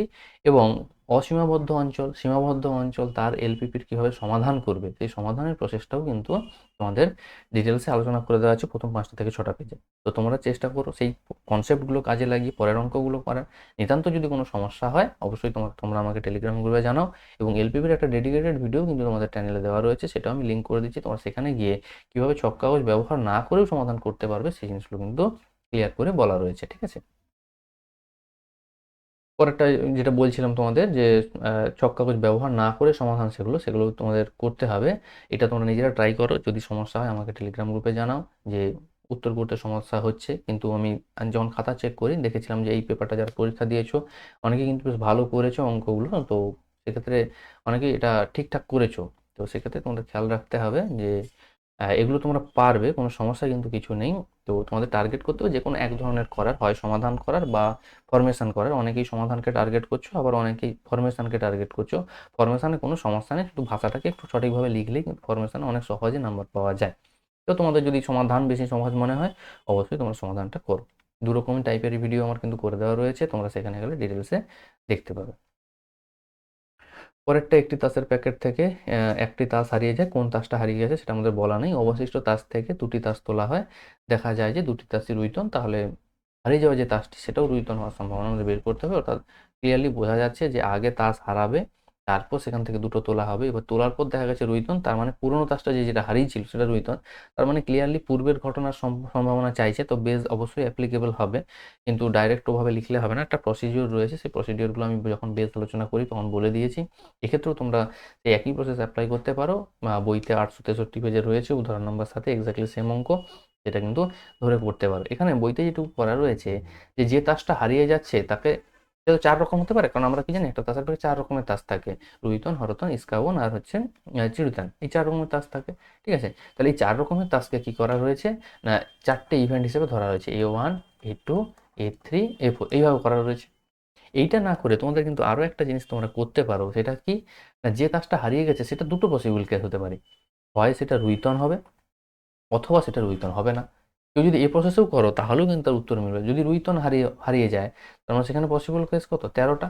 আর যদি রুইতন না হারায় তার মানে সেখানে পসিবল কেস কি বাকি 39টা, বাকি 39টা যে কোনো একটা হারিয়ে গেছে।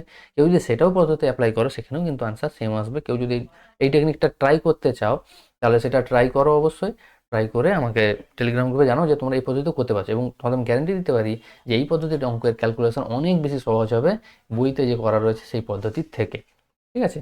তো আমাদের বেসিক জায়গা হচ্ছে যে পুরোনো তাস যেটা হারিয়ে গেছে সেটা রুইতন হবে কিনা। তাহলে সেই পুরোনো তাস যেটা হারিয়ে গেছে সেটা দুরকম প্রসেস হতে পারে, এক রুইতন হতে পারে, এক রুইতন নাও হতে পারে, ঠিক আছে। তো তোমরা সেই পদ্ধতি অ্যাপ্লাই করেও কিন্তু অঙ্কটা করতে পারো, এক্ষেত্রেও কিন্তু সহজ হবে।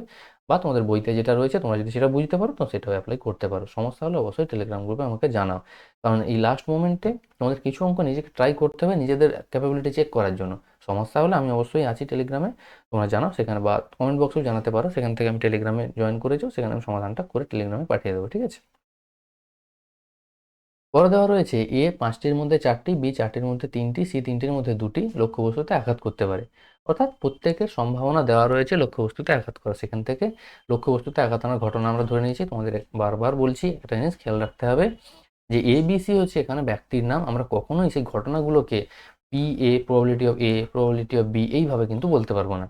কারণ প্রবাবিলিটি অফ এ মানে তার অর্থ কি বোঝায়, যে এ এর সম্ভাবনা, তার এ তো একটা ব্যক্তি, তার সম্ভাবনা কিভাবে হবে? এ ব্যক্তির লক্ষ্যবস্তুতে আঘাত করার সম্ভাবনা হতে পারে। সেই জন্য যেহেতু নাম যদি কারো বলা থাকে ব্যক্তি হিসেবে, তাহলে প্রবাবিলিটির ক্ষেত্রে পি এ, পিবি, পিসি ধরা যাবে না।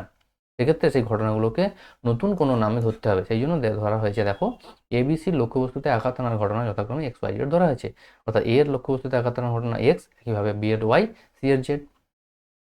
তাহলে প্রবাবিলিটি হবে এক্স ওয়াই জেড কত এখন, না যেভাবে দেওয়া রয়েছে যে জোটার মধ্যে জোটা আঘাত করতে পারে সেই অনুযায়ী তাদের প্রবাবিলিটি বের করা হয়েছে। এবার লিখে দেওয়া হলো এক্স ওয়াই জেড ঘটনা তিনটি স্বাধীন। কেন স্বাধীন? কারণ এ লক্ষ্যবস্তুতে আঘাত করবে, তার সাথে বি এর লক্ষ্যবস্তুতে আঘাত করার কোনো সম্পর্ক নেই। অর্থাৎ প্রত্যেকে পৃথক পৃথক আলাদা করে লক্ষ্যবস্তুতে আঘাত করতে পারে, এর আঘাত করা বি কে এফেক্ট করবে না, বা বি এর আঘাত করা সি কে এফেক্ট করবে না। এই জিনিসটা কিন্তু ক্লিয়ারলি বলা আছে, বা ক্লিয়ারলি আমরা প্রশ্ন পড়লে বুঝতে পারবো। কারণ এ যদি লক্ষ্যবস্তুতে আঘাত করে, যদি তোমাদের এমন মনে হয়, যদি ধরো গুলির সংখ্যা যদি লিমিটেড হতো, ধরো 10টা গুলি আছে, তার মধ্যে এ আঘাত করবে, বি আঘাত করবে, সি আঘাত করবে, তার মানে এখানে এখানে এফেক্ট করতে পারতো। কারণ এ যদি বেশি পরিমাণ গুলি আঘাত করে দেয়, তাহলে বি আর সি কম পরিমাণ গুলি পাবে আঘাত করার জন্য। আবার বি সি বেশি আঘাত করে দিলে এ কম পাবে, তার মানে এখানে এফেক্ট করতো। কিন্তু এক্ষেত্রে সেরকম কোনো কনসেপ্ট বলা নেই। তার মানে এখানে ঘটনাগুলো যে স্বাধীন হবে এটুকু আমরা ক্লিয়ারলি বুঝতে পারছি। প্রথম উত্তর কি চেয়েছে, না তারা একই সঙ্গে আঘাত করলে কমপক্ষে দুটি গুলি আঘাত আনার সম্ভাবনা। তিনজন আঘাত করছে, এবার কমপক্ষে দুটি মানে কি, হয় দুজন আঘাত করবে, নাহলে তিনজনই আঘাত করবে, এই দুটো কেস থাকে। এবার দুজন যখন আঘাত করবে তার মানে কি, না দুজন আঘাত করার মধ্যে কোন দুজন আঘাত করবে সেটা প্রশ্ন। এবি করবে, না বিসি করবে, না এসি করবে? তাহলে সেই তিনটে কেসও কিন্তু এখানে দুজন আঘাত করার মধ্যে চলে আসবে। তখন কি করা হয়েছে, না এ আঘাত করছে, বি আঘাত করছে, জেড কমপ্লিমেন্ট। জেড কমপ্লিমেন্ট মানে কি, জেড পারছে না আঘাত করতে। কারণ আঘাত হানার ঘটনা যদি জেড হয়, তাহলে জেড কমপ্লিমেন্ট মানে কি, আঘাত না হানা মানে পারছে না, আঘাত হারতে পারছে না। ঠিক আছে সেটা। একইভাবে এ আঘাত হানবে, সি আঘাত হানবে, বি পারবে না, এবং এ পারবে না, বি আর সি দুজনে আঘাত হানবে। এই তিনটে কেস কিন্তু দুটি গুলি আঘাত হানার ক্ষেত্রে অ্যাপ্লিকেবল। আবার কি তিনটি গুলি আঘাত হানা মানে কি, তিনজনেই পারবে। ইন্টারসেকশন মানে কিন্তু এবং বোঝায়, আর ইউনিয়ন মানে অথবা বোঝায়। তার মানে কমপক্ষে দুটি গুলি আঘাত হানা মানে এই যে চারটে কেস, এই চারটে কেসের কোনো একটা ঘটবে, তাই সেগুলো ইউনিয়ন। আর প্রত্যেকটা কেসের আন্ডারে তিনজনেই গুলি করবে, এবার আঘাত লাগুক বা না লাগুক, সেই কেসটা হচ্ছে ইন্টারসেকশন। তিনজন, এই জায়গাটা কিন্তু খেয়াল রাখতে হবে যে কখন ইন্টারসেকশন হচ্ছে, কখন ইউনিয়ন হচ্ছে। তিনজনকে আঘাত হানতেই হবে, তার মানে তিনজনের আঘাত হানার ব্যাপারটা ইন্টারসেকশনে হবে, কারণ তিনজনই আঘাত হানবে। এবার কারো গুলি লাগবে, কারো গুলি লাগবে না, সেটা অন্য কথা, সেটা কমপ্লিমেন্ট হবে। কিন্তু এই তিনজনের সেটের যে আঘাত হানার ব্যাপার যে চারটে রয়েছে, তারা পরস্পর ইউনিয়ন কেন? কারণ এদের মধ্যে যে কোনো একটা ঘটনা ঘটবে। কখনো তো এমনটা হতে পারে না যে যে এইটাও ঘটে যাচ্ছে আবার এইটাও ঘটে যাচ্ছে। অর্থাৎ এক্স জেড আঘাত হানছে, ওয়াই পারছে না, মানে এ বি এ সি আঘাত হানছে, বি পারছে না, আবার পরে ওই ক্ষেত্রেই হচ্ছে এ পারছে না, বি সি পারছে। তাহলে একই সঙ্গে তো এই দুটো হতে পারে না, যে এ একবার পারছে একবার পারছে না, তো সেটা সম্ভব নয়। বা বি একবার পারছে একবার পারছে না, সেটা সম্ভব না। এই জন্য এই ঘটনাগুলো যে কোনো একটা ঘটবে, আর প্রত্যেকটা ঘটনার মধ্যে তিনজনই গুলি করবে, সেটা থাকবে। এবার আঘাত লাগুক বা না লাগুক, সেটা হচ্ছে শর্ত অনুযায়ী। কমপক্ষে দুটি লাগবে মানে একটা মিস যেতে পারে বা তিনটাই লেগে যেতে পারে। নির্ণয়ের সম্ভাবনা কি, না প্রত্যেকটা সম্ভাবনা কি হয়ে যাবে, প্লাস প্লাস হয়ে যাবে। এবার মনে হতে পারে যে এতগুলো ইউনিয়ন ছিল, ইউনিয়নের ইন্টারসেকশন পার্টগুলো গেল কই? আবারও মনে করিয়ে দিই যে যেহেতু পরস্পর স্বাধীন এবং পৃথক ঘটনা, পৃথক ঘটনা কেন, কারণ এই যে চারটে ঘটনা যে কোনো একটাই ঘটবে, দুটো একসাথে কখনোই ঘটতে পারে না। তাহলে ইন্টারসেকশন পার্ট কে থাকবে, না এই যে ঘটনাগুলো এদের ইন্টারসেকশন থাকছে না। পরিষ্কার? তার মানে প্রত্যেকটা ইউনিয়ন যে আছে সেগুলো ইন্ডিভিজুয়ালি প্লাস প্লাস প্লাস হয়ে যাবে। আবার প্রত্যেকটা ইন্টারসেকশন যে পার্ট রয়েছে সেখানে কি ইনটু আকারে হয়ে যাবে। কেন হয়ে যাবে, না বলেছি যে এক্স ওয়াই যে ঘটনা তিনটি রয়েছে সেটা পরস্পর স্বাধীন, অর্থাৎ একজনের আঘাত হানা অপরজনকে এফেক্ট করছে না। তাহলে সেই অনুযায়ী যেটা কমপ্লিমেন্ট সেটা কি 1 - হয়ে তার ভ্যালু বসেছে, আর যেটা নর্মাল সেটা নর্মাল ভ্যালু বসেছে। দেখো যখন আমরা এক্স কমপ্লিমেন্টের ভ্যালু বসাচ্ছি, এক্স কমপ্লিমেন্ট মানে এক্স এর ভ্যালু হচ্ছে প্রবাবিলিটি অফ এক্স হচ্ছে 4/5, কমপ্লিমেন্ট মানে কি 1 - 4/5 মানে 1/5। তাহলে সেই অনুযায়ী ভ্যালুগুলো বসে ফাইনাল ক্যালকুলেট করলে আসে 50/60 বা 5/6। অর্থাৎ কমপক্ষে একটি গুলি যে লক্ষ্যবস্তুতে আঘাত করবে তার সম্ভাবনা আমাদের 5/6 আসছে। নেক্সট দেখো যেটা আমাদের চাওয়া হয়েছে, ওরই একটা পার্ট রয়েছে সেকেন্ড, যে যদি দুটি গুলি আঘাত হানে তবে সি এর আঘাত না হানতে পারে। প্রশ্নটা ভালো করে পড়তে হবে, এটা কন্ডিশনাল প্রবাবিলিটি। যে বলা রয়েছে দুটি গুলি আঘাত হানছে, তার রেসপেক্টে সি এর না পারা। কারণ দেখো যখন আমরা এক্সপ্লেন করছিলাম যে দুটি গুলি আঘাত হানার মধ্যে কটা কেস রয়েছে, এই তিনটে কেস রয়েছে। যে এ বি পারছে, সি পারছে না, এসি পারছে, বি পারছে না, আর বিসি পারছে, এ পারছে না। তাহলে এই তিনটে কেস রয়েছে, তার মানে দুটি গুলি আঘাত হানলে এই তিনটে কেস হবে। তার মধ্যে সি এর না পারা, সি এর না পারা বলতে কোনটাতে রয়েছে, এই কেসটাতে রয়েছে, প্রথম কেসটাতে, যে সি পারছে না, এ বি পারছে সি পারছে না, তার সম্ভাবনা বের করতে, অর্থাৎ কন্ডিশনাল প্রবাবিলিটি, যেখানে দুটি আঘাত হানা বলে দেওয়া রয়েছে, তার রেসপেক্টে একটা পারছে না। এবারে ভুলটা কি হয়, অনেকে কি করে এই প্রথম পার্টটাই শুধু বের করে দেয়, যে শুধু সি পারছে না তার সম্ভাবনা বের করে দাও। সেটা হলে প্রশ্নটা এমন থাকতো না, সেখানে শুধু চাইতো কি সি এর আঘাত হানতে না পারার সম্ভাবনা নির্ণয় করো, ঠিক আছে। কিন্তু এখানে দেওয়া রয়েছে দুটি গুলি আঘাত হানছে, তার রেসপেক্টে সি এর না পারা, সেই জন্য কি করা হলো না, দুটি গুলি আঘাত হানার ঘটনাকে আমরা এম হিসাবে ধরছি, তাহলে দুটি গুলি আঘাত হেনেছে এটা বলা আছে, আর সি এর না পারাকে আমরা এন হিসাবে ধরছি। তার মানে আমাদের বের করতে হবে প্রবাবিলিটি অফ n/m, অর্থাৎ এম ঘটে গেছে অর্থাৎ দুটি গুলি আঘাত হেনেছে, তার রেসপেক্টে সি পারেনি অর্থাৎ এন ঘটছে তার সম্ভাবনা। আমরা কি জানি কন্ডিশনাল প্রবাবিলিটি, উপরে ইন্টারসেকশন নিচে এম। এবার প্রশ্ন হচ্ছে ইন্টারসেকশনের অর্থ কি। ইন্টারসেকশনের অর্থ হচ্ছে এম আর এন একসাথে ঘটবে, এম আর এন একসাথে ঘটা মানে কি, দুটি গুলি আঘাত হানবে এবং সি পারবেনি, তার মানে সি না পারা এবং এ বি এর পারা, এই কথাটা রয়েছে, অর্থাৎ এই প্রথম কেসটা রয়েছে যে দুটি গুলি আঘাত হানছে কিন্তু সি পারেনি, তার মানে এই কেসটা রয়েছে। তাহলে তার প্রবাবিলিটি কত না, দেখো প্রথম পার্টে ক্যালকুলেট করেছিলাম 4/5, 3/4, 1/3, সেটাই দেখো এখানে লেখা রয়েছে 4/5, 3/4 এবং 1/3। আবার নিচে কি থাকছে, পিএম, পিএম মানে কি, দুটি গুলি আঘাত হানার ঘটনা। তাহলে দুটি গুলি আঘাত হানার মধ্যে কি কি আসবে না, এই প্রথম তিনটে কেস কিন্তু আমাদের দুটি গুলি আঘাত হানার মধ্যে আসবে। তার প্রথম তিনটে কেসের ক্ষেত্রে কি ছিল না, 12/60 ছিল, 8/60 ছিল আর 6/60, সেই জিনিসটা কিন্তু পুরোটাই আমাদের নিচে চলে আসবে। এবার দেখো ক্যালকুলেট করলে 6/13 আমাদের অ্যান্সার চলে আসে। এই জায়গাটা কিন্তু ভালো করে খেয়াল রাখতে হবে, দ্বিতীয় পার্টটা কিন্তু কন্ডিশনাল প্রবাবিলিটি চেয়েছে, ঠিক আছে, এই জায়গায় কিন্তু ভুল হয়ে যায়, এই জন্য অঙ্কটা কিন্তু আরো ডিটেলস করে দিলাম। নেক্সট যেটা লিমিট দেওয়া রয়েছে এখান দিয়ে 427 পেজে রয়েছে, উদাহরণ নাম্বার 3, তোমরা সেখানে গিয়ে এটা দেখে নিতে পারো, একদম সহজ অঙ্ক, এগুলো একদম বেসিক অঙ্ক রয়েছে, তোমরা নিজেরা ট্রাই করলে পেরে যাবে, ঠিক আছে। পরের যে ডেফিনিট ইন্টিগ্রাল দেওয়া রয়েছে এটা বইতে তোমাদের রয়েছে, কিন্তু সেটা এক্সারসাইজে রয়েছে, তাই অঙ্কটা কিন্তু করে দিয়েছি। দেখো প্রথম যে ফর্মুলাটা আমাদের অ্যাপ্লাই করা হয়েছে 0 to a fx dx, বারবার এই ফর্মুলাটা তোমাদের আমি অ্যাপ্লাই করেছি ডেফিনিট ইন্টিগ্রালের ক্ষেত্রে। এটাকে আমরা বলতে পারি 0 to a f of a minus x dx। এখানে a বলতে কত কাজ করছে, পাই, তাহলে পাই মাইনাস এক্স ডিএক্স যখন আমরা অ্যাপ্লাই করছি, নিচে cos of pi minus X মানে মাইনাস কস এক্স, কিন্তু স্কোয়ার থাকার কারণে মাইনাস বাইরে বেরোবে না, আর sine of pi minus X মানে sine of pi X, normal sine X থাকছে, আমাদের নর্মাল কোনো সমস্যা নেই। এবার প্রথম পার্টটাকে যখন স্প্লিট করে দিচ্ছি তখন পাই বাইরে চলে আসছে ডিএক্স এটা, আর দ্বিতীয় পার্টটাকে স্প্লিট করার পর যেটা আসছে সেটাই দেখো আমাদের অরিজিনাল অঙ্ক, যাকে আমরা আই বলে ধরেছিলাম, সেটা ঘুরে চলে আসছে, তাকে আই লিখে দিচ্ছি। এবার এই আইটা কি করা হলো না, বাঁ দিকে পাঠালে অলরেডি যে আই ছিল তার সাথে যোগ হয়ে 2i হয়ে যাবে, এবং ডান দিকে যে পার্টটা রয়েছে 0 to pi dx A square cos square X plus B square sine square X থাকছে, এই পার্টটাকে এবারে ক্যালকুলেট করতে হবে। তাহলে এই পার্টটাকে ডাইরেক্ট ক্যালকুলেট করার আগে এখানেও একটা ফর্মুলা আমাদের এখানে অ্যাপ্লাই হবে, যে F of 2a minus x equal two যদি এফ এক্স হয়, তাহলে আমরা বলতে পারি 0 to 2a F X dx মানে 2 into A 0 to F X dx হয়, এই জিনিসটা আমাদের ছিল। তার মানে আমাদের এই যে পাই ছিল, এই পাইটাকে আমাদের কি হিসাবে ভাবা হচ্ছে না, 2 ইন্টু পাই/2, অর্থাৎ পাই/2, অর্থাৎ 2a, এই ফর্মে ভাবা হচ্ছে, এ বলতে এখানে কিন্তু পাই/2। তাহলে যেহেতু পাই মাইনাস এক্স করলে কস স্কোয়ারটাও কস স্কোয়ারই থাকে, কস স্কোয়ার এক্সটা কস স্কোয়ার এক্স থাকছে, আর সাইন স্কোয়ারটাও সাইন স্কোয়ার এক্স থাকছে, তার মানে এই যে F of 2a minus x equal two F x এটা হোল্ড করছে, তার মানে একটা 2 আমরা বাইরে বের করতে পারি। তাহলে বাইরে বের করে দেওয়া হলো। এরপরেও যাদের মনে হবে এরপরে F of A minus x লাগালে তাহলেও ঠিক থাকবে, কে করে ঠিক থাকবে তোমরা একটু ভেবে দেখো, যে কস অফ 90 মাইনাস থিটা আমাদের সাইন থিটা হয়ে যায়, তাহলে স্কোয়ার সাইন স্কোয়ার হয়ে যাবে, অর্থাৎ যা ছিল তা ফিরে আসবে না, অর্থাৎ এর থেকে আর ছোট করা যাবে না। কারণ এবার আমাদের ইন্টিগ্রেশন করতেই হবে। ইন্টিগ্রেশন করার টেকনিক কি না, উপর নিচে কস স্কোয়ার এক্স দিয়ে ডিভাইড করে দেওয়া হলো, বা কস স্কোয়ার এক্স নিচ থেকে কমন নেওয়া হলো, একই কথা। যখনই কস স্কোয়ার কমন নেব তখন সাইন স্কোয়ারের নিচে কস স্কোয়ার কি হয়ে যাবে, ডিভাইডেড হয়ে যাবে, তার মানে এটা কি হয়ে যাবে, ট্যান স্কোয়ার এক্স হয়ে যাচ্ছে। আবার এই কস স্কোয়ার এক্স পরের লাইনে কি উপরে তুলে দেওয়া হবে, উপরে তুলে দেওয়া মানে কি কস স্কোয়ার এক্সটা সেক স্কোয়ার এক্স হয়ে যাবে, সেটাই দেখো করা হয়েছে, সেক স্কোয়ার এক্স হয়ে যাচ্ছে। এইবার কি করা হয়েছে, একটা বি উপর নিচে গুণ করা হয়েছে, হঠাৎ করে মনে হতে পারে বি কোথা থেকে এলো বা কেনই বা দরকার।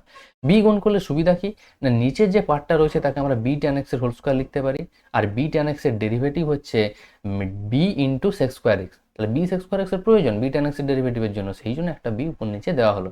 এবার যারা মনে করছো না আমরা জেড ধরে করব, তাদের কাজ কি হবে না, tan A B tan X তো তোমরা জেড ধরে নাও, তাহলেও দেখবে ফাইনালি সেম অ্যান্সারই আসবে, কোনো সমস্যা নেই।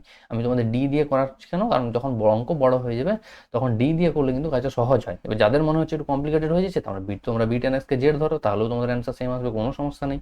তাহলে এখানে আমাদের কি ফর্মে চলে এলো এখন, ডি অফ এক্স, এক্স বলতে কাজ করছে বি টেন এ, তার মানে এটা ভাবতে পারে এক্স এর মতো, D of X by A square plus X square.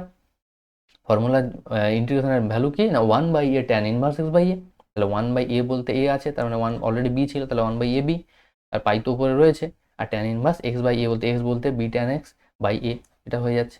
এবার আপার লিমিট যখন π/2 বসাবো, ট্যান π/2 মানে আনডিফাইন ইনফিনিটি, তাহলে ট্যান ইনফিনিটি আর হচ্ছে ইনভার্স, ট্যান ইনভার্স ইনফিনিটি মানে কি ঘুরে আমার π/2 চলে আসবে, মাইনাস ট্যান জিরোর মান 0 আর ট্যান ইনভার্স জিরোর মান 0, তার মানে 0, তার মানে চলে আসছে π²/2ab, যেটা আমাদের রাইট হ্যান্ড সাইড ছিল সেটা প্রুফ হয়ে যাচ্ছে, অর্থাৎ i এর ভ্যালুই চলে আসছে π²/2ab। ঠিক আছে, পরে যে অঙ্কটা রয়েছে সেটা তোমাদের এসএন দিয়ে 512 পেজ, উদাহরণ নাম্বার 15-তে রয়েছে। আমি তোমাদের অনেকবার এক্সপ্লেন করেছি যে টেকনিকটা কি না, আমাদের যা সমীকরণ বা বক্র দেওয়া থাকবে তাকে ডেরিভেটিভ করে স্পর্শক বললে স্পর্শকের প্রবণতা, অভিলম্ব বললে অভিলম্বের প্রবণতা বের করতে হবে। কোন বিন্দুতে বের করব না, ধরে নিতে হবে যে বিন্দুতে আমরা স্পর্শক বা অভিলম্ব টানছি সেটা বইতে করা আছে তোমাদের x1 y1 বিন্দু, আর আমি তোমাদের রেকমেন্ড করেছি যে আলফা বিটা বিন্দু ধরে করা বেশি ইজি হবে, বা তোমাদের যেটা পছন্দ, পার্সোনাল প্রেফারেন্স, কারণ অনেক সময় x1 y1 গুলিয়ে যেতে পারে, তো সেই ক্ষেত্রে আলফা বিটা বেশি ইজি মনে হতে পারে। আর কারো যদি x1 y1 প্র্যাকটিস থাকে তোমরা সেটাই করো, কোনো সমস্যা নেই। তো সেই বিন্দুতে আমাদের স্পর্শকের প্রবণতা বা অভিলম্বের প্রবণতা বের করতে হবে। তারপর আমাদের যা ফর্মুলা আছে y মাইনাস y1 সমান m into x minus x1, এই ফর্মুলা অনুযায়ী স্পর্শক বা অভিলম্বের সমীকরণ বের করতে হবে। যখন স্পর্শকের বের করবো তখন এমটা স্পর্শকের এম, আর যখন অভিলম্ব বের করবো তখন অভিলম্বের প্রবণতা, এটা বসিয়ে বের করলাম। এবার এই যে সমীকরণটা আর আমাদের যে প্রদত্ত সমীকরণ দেওয়া থাকছে lx plus my equal to n, এই দুটোকে কম্পেয়ার করতে হবে, কারণ এটাই সেই প্রদত্ত সেই অভিলম্ব বা স্পর্শক। সেখান থেকে তোমাদের কি বেরিয়ে আসবে, যারা x1 y1 ধরেছে তাদের x1 y1 বেরিয়ে আসবে, যারা আলফা বিটা ধরেছে তাদের আলফা বিটা বেরিয়ে আসবে। এই আলফা বিটা এই যে কার্ভের সমীকরণ সেখানে বসাতে হবে, বসালেই আমাদের এই যে প্রুফটা এটা কিন্তু চলে আসবে, বাকিটা সূচকের ক্যালকুলেশন। তোমরা যখন বইয়ে উদাহরণটা দেখবে আমি যেরকম বললাম সেই প্রসেসেই দেখবে একদম ডিটো করে দেওয়া রয়েছে। তো প্রসেসটা সেম, শুধু স্পর্শক অভিলম্বের ক্ষেত্রে কি হয় না, ক্যালকুলেশনটা একটু বড় হয়, আর কিচ্ছু না, নাহলে কিন্তু অঙ্ক অনেক বেশি রিলেটিভলি ইজি হয়। তো তোমরা সেটা দেখো এবং এটা অ্যাপ্লাই করো। আমি তোমাদের অনেক পেজে করিয়েছি এবং এই স্পর্শক অভিলম্বের পুরো একটা সাঁতরা র্যাপিড টেস্ট থেকে পুরো সাজেশনের পেজটা কিন্তু করানো রয়েছে, সেখানে গেলেও কিন্তু তোমরা অনেকগুলো অঙ্কের কিন্তু ডিটেলস এক্সপ্লেনেশন কিন্তু পেয়ে যাবে। ঠিক আছে, প্রমাণ করতে হবে নির্দিষ্ট ক্ষেত্রফল বিশিষ্ট আয়তক্ষেত্রগুলির মধ্যে বর্গক্ষেত্রের পরিসীমায় সবচেয়ে কম। দেখো তার মানে আমাদের দেওয়া যেটা রয়েছে সেটা কি, আয়তক্ষেত্রের ক্ষেত্রফলটা দেওয়া রয়েছে, নির্দিষ্ট ক্ষেত্রফল, তার মানে কি ওটা দেওয়া রয়েছে। আমাদের দেখাতে হবে যে সমস্ত আয়তক্ষেত্রের পরিসীমা সব থেকে কম তাদের মধ্যে বর্গক্ষেত্রটাই ছোট, এটা আমাদের দেখাতে হবে। অর্থাৎ আমরা কি করলাম, আয়তক্ষেত্রের দৈর্ঘ্য ধরে নিলাম, প্রস্থ ধরে নিলাম, তাহলে ক্ষেত্রফল কত হয় না দৈর্ঘ্য ইন্টু প্রস্থ, তাহলে সেইটা আমরা এ নোটেশন দিয়ে ডিনোট করছি, যেহেতু এটা কি না যা প্রদত্ত, কারণ এটা দেওয়া আছে নির্দিষ্ট ক্ষেত্রফল বেশি, তার মানে এখন এ আমাদের ভেরিয়েবল নয়, এ আমাদের কনস্ট্যান্ট হিসেবে অ্যাক্ট করবে। এবার একটাকে আরেকটার আকারে প্রকাশ করেছি, অর্থাৎ এক্সকে ওয়াইয়ের আকারে বা ওয়াইকে এক্সের আকারে, তোমাদের যেটা সুবিধা হয় তোমরা সেটা করবে, কোনো সমস্যা নেই। আমি এখানে ওয়াইকে এক্সের আকারে প্রকাশ করেছি। এবার আমাদেরকে আয়তক্ষেত্রের পরিসীমা সমান কত, পি এন এ 2 ইন্টু দৈর্ঘ্যযুক্ত প্রস্থটা 2 ইন্টু এক্স প্লাস ওয়াই। এবার একে আমাদের কি করতে হবে, সর্বনিম্ন করতে হবে, কারণ বলেছে সবচেয়ে কম পরিসীমা কার না বর্গক্ষেত্রের দেখাতে হবে। তাহলে পরিসীমা যখন সর্বনিম্ন করবো তখন এই দুটো ভেরিয়েবল থাকলে হবে না, হয় এক্সকে চেঞ্জ করে ওয়াই করতে হবে বা ওয়াইকে চেঞ্জ করে এক্স করতে হবে। যেহেতু আমি ওয়াইয়ের ভ্যালু বের করেছি তাই ওয়াইকে চেঞ্জ করে এক্স করেছি, কেউ যদি এক্সের ভ্যালু বের করো তাহলে এক্সের ভ্যালু বসিয়ে দিলে ওয়াইটার আকারে চলে আসবে, কোনো সমস্যা নেই। তাহলে differentiating with respect to x করলাম, কারণ যেহেতু এসকেই আমাদের কি করতে হবে, অবম করতে হবে, তাহলে এস এর ফার্স্ট অর্ডার ডেরিভেটিভ 0 করবে এবং সেকেন্ড অর্ডারকে গ্রেটার দেন 0 দেখাতে হবে। এবার মনে হতে পারে যে যদি আমরা ওয়াই এর আকারে প্রকাশ করতাম তখন আমাদের কি করতে হতো না, এই উইথ রেসপেক্ট টু ওয়াই করতে হতো ডেরিভেটিভ, তখন ডিএস ডি ওয়াই বেরোতো, কোনো সমস্যা নেই তাতে। তাই ডিএস ডি এটা বেরোলো। আবার কি ডবল অর্ডার ডেরিভেটিভ প্রয়োজন, তাই ডবল অর্ডার ডেরিভেটিভ করা হলে, ডেরিভেটিভগুলো একদম সিম্পল, এটা এক্সপ্লেন করার প্রয়োজন নেই। এবার আমরা কি চাই না, এই আয়তক্ষেত্রের পরিসীমা যে এস তার চরম বা অবমান চাই। আমরা কি জানি চরম বা অবমানের জন্য কি হয়, ফার্স্ট অর্ডার ডেরিভেটিভের মান 0 হয়। তাহলে সেটাই আমাদের বলা হয়েছে যে এস এর চরম বা অবমানের জন্য ফার্স্ট অর্ডার ডেরিভেটিভ 0, সেখান থেকে এক্স এর দুটো মান পাচ্ছি প্লাস মাইনাস রুটে। এটা কি না ক্ষেত্রফল, সে তো অলওয়েজ পজিটিভ, তাহলে ক্ষেত্রফলে রুট করলে সেটা পজিটিভও আসতে পারে, সেটা নেগেটিভও আসতে পারে। কিন্তু এক্সটা কি সেটা খেয়াল রাখতে হবে, এক্সটা হচ্ছে আয়তক্ষেত্রের দৈর্ঘ্য, যা কখনোই নেগেটিভ হতে পারবে না। তার মানে এক্স ইকুয়াল টু যে মাইনাস রুটে, কারণ বর্গ থেকে বর্গমূল করলে প্লাস মাইনাস আসবে, ন্যাচারাল ফান্ডামেন্টাল। কিন্তু এক্সটা যেহেতু দৈর্ঘ্য সে তো ঋণাত্মক হতে পারবে না, তার ওটা পসিবল নয়। দ্বিতীয় কেসটা আমাদের পসিবল, তাহলে X equal to root over of A. এবার প্রশ্ন হচ্ছে এইতে আমাদের যে অবমান পাবো তার তো কোনো গ্যারান্টি নেই, তাহলে আমাদের তার জন্য কী করতে হবে, ডবল অর্ডার ডেরিভেটিভে এক্স এর মান রুটে বসিয়ে দেখতে হবে। যখনই বসিয়ে দেখলাম নিচে কি এ টু দি পাওয়ার 3/2 আসছে, আমরা কি জানি এক্স টু দি পাওয়ার 3/2 মানে কি এক্স রুট এক্স, এই জিনিসটা আমাদের জানা আছে। তাহলে সেটা যদি হয় তার মানে এ রুটে, তাহলে উপর থেকে কি হয়ে যাবে, এ ক্যান্সেল আউট হয়ে যাবে, একটা রুটে নিচে পড়ে থাকবে। ঠিক আছে, তার মানে 4/√। এবার প্রশ্ন হচ্ছে এই 4/√, এটা গ্রেটার দেন 0, এটা আমরা বলবো কিভাবে। দেখো এটা আমাদের ক্ষেত্রফল অলওয়েজ পজিটিভ, ক্ষেত্রফলের পজিটিভ বর্গমূল নিলে সেটা অবশ্যই পজিটিভই বেরোবে, ডেফিনেটলি ওখান থেকে নেগেটিভ তো আসা সম্ভব নয়। এই জন্য কি না এর ভ্যালু যাই হোক না কেন, যেহেতু এটা ক্ষেত্রফল তার ভ্যালু অলওয়েজ পজিটিভ বেরোবে। তার মানে এই যে ডবল অর্ডার ডেরিভেটিভকে আমরা গ্রেটার দেন জিরো এটা আমরা দেখাতে পারি। তাহলে সেক্ষেত্রে আমরা কি বলতে পারবো না যখনই গ্রেটার দেন জিরো হয়ে যাবে তাহলে কোন বিন্দুতে বের করেছি এক্স ইকুয়াল টু রুটে, তার মানে এক্স ইকুয়াল টু রুটে বিন্দুটা হয়ে যাবে ওখানে অবম বিন্দু বা ওই বিন্দুতে অবম মান থাকবে। তাহলে এবার প্রশ্ন হচ্ছে যখন এক্স ইকুয়াল টু রুটে আমাদের কন্ডিশনটা দেখো কি ছিল যে Y equal to A by root X এটা বলা ছিল, তাহলে এখান থেকে আমরা ওয়াইটা কত বের করতে পারবো Y equal to A by রুটে, কারণ এক্স এর ভ্যালু এখন জানা হয়ে গেছে, এটা বসিয়ে দেওয়া হয়েছে। আবার এ মানে কি জানি রুটের হোল স্কোয়ার, তাহলে দেখো একটা রুটে রুটে উপর নিচে ক্যান্সেল আউট হয়ে যাবে, ওয়াইটাও আমাদের রুটে চলে আসবে। তার মানে এক্সটা রুটে তো ছিলই, আবার ওয়াইটাকেও রুটে আমরা পেয়ে যাচ্ছি, তার মানে আমরা বলতে পারি এক্স ইকুয়াল টু ওয়াই আমাদের চলে আসছে। এর অর্থ কি না আয়তক্ষেত্রের দৈর্ঘ্য আর প্রস্থ কিন্তু সমান হয়ে গেছে, কখন না যখন আমরা এস এর মান অবম পাচ্ছি। তার মানে বলতে পারবি এস এর সর্বনিম্ন মান হবে যখন এক্স সমান ওয়াই হবে, অর্থাৎ পরিসীমা এস মানে কি পরিসীমা, পরিসীমা সর্বনিম্ন হবে যখন এটা এক্স সমান ওয়াই মানে কি দৈর্ঘ্য প্রস্থ সমান মানে একটা বর্গক্ষেত্র হবে, অর্থাৎ পরিসীমা সর্বনিম্ন হবে যখন এটা বর্গক্ষেত্র হবে। এটা আমাদের প্রুফ ছিল, তাহলে এটা দেখো সহজেই আমরা প্রুফ করতে পারলাম। নেক্সট দেখো দোলনের দৈর্ঘ্য দেওয়া আছে এল এবং দোলনকাল টি যদি বলা থাকে তাহলে আমাদের টি আর এল এর মধ্যে একটা সম্পর্ক দেওয়া আছে, এটা তোমরা ফিজিক্সেও অ্যাপ্লাই হয়েছে, তোমরা জানো ক্লাস 11 এর ফিজিক্সে অ্যাপ্লাই হয়, টি ইকুয়াল টু 2π√L/g সূত্র দ্বারা আবদ্ধ। এবার বলা আছে দৈর্ঘ্যের ত্রুটি যদি 1% হয় তাহলে দোলনকালের ত্রুটি আমাদের কত সেটা বের করতে হবে। দৈর্ঘ্যের ত্রুটি যেহেতু 1% দেওয়া রয়েছে তার মানে আমরা কি জানি এটা কি ত্রুটি না একটা শতকরা ত্রুটি দেওয়া রয়েছে। শতকরা ত্রুটির ফর্মুলা কি ছিল না delta X by X into 100%, এইটা ছিল শতকরা ত্রুটির ফর্মুলা। এবার এখানে এক্স বলতে কি না যেহেতু দোলনকালের দেওয়া দোলকের দৈর্ঘ্যের দেওয়া রয়েছে তার delta L by L into 100% এইটা দেওয়া রয়েছে, পরিষ্কার। তাহলে সেটাকে আমরা 1 বলা রয়েছে। এবার আমাদের বের করতে হবে যে দোলনকালের ত্রুটি অর্থাৎ টি এর ত্রুটিটা বের করতে, টি এর শতকরা ত্রুটি আমরা বের করতে, টি এর শতকরা ত্রুটির formula del T by T into 100%, এটা আমাদের জানা রয়েছে। কিন্তু তার জন্য এই ডেল টিটা প্রয়োজন। ডেল টির ফর্মুলা কি না ডেল টির ফর্মুলা হচ্ছে dT dL into delta L. এবার প্রশ্ন হচ্ছে তার জন্য ডিটি ডিএল লাগবে, তার মানে এই যে টি দেওয়া রয়েছে তাকে কার রেসপেক্টে এল এর রেসপেক্টে ডেরিভেটিভ করলে আমরা কি পাবো এই ডিটি ডিএলটা পাবো। তাহলে ডিটি ডিএল এর ভ্যালু আছে 2π√জিএল, এখানে টু টুটা ক্যান্সেল হয়ে যায় π/√gl পড়ে থাকছে। এইবার আমাদের কি দরকার না ডেল টি এর ভ্যালু কি না dT dL into del L, তাহলে ডিটি ডিএল ভ্যালু বসানো হয়েছে ইন্টু ডেল এল। এবার দোলনকালের ত্রুটির যে formula del T by T into 100% সেটা বসিয়ে দেওয়া হয়েছে, সিম্পল ক্যালকুলেশন পাই পাই এখান থেকে কেটে যাবে, এখানে আমাদের √g/√gও ক্যান্সেল আউট হয়ে যাবে, তার মানে পড়ে থাকবে কি আমাদের চলে আসে half into del L by L into 100%।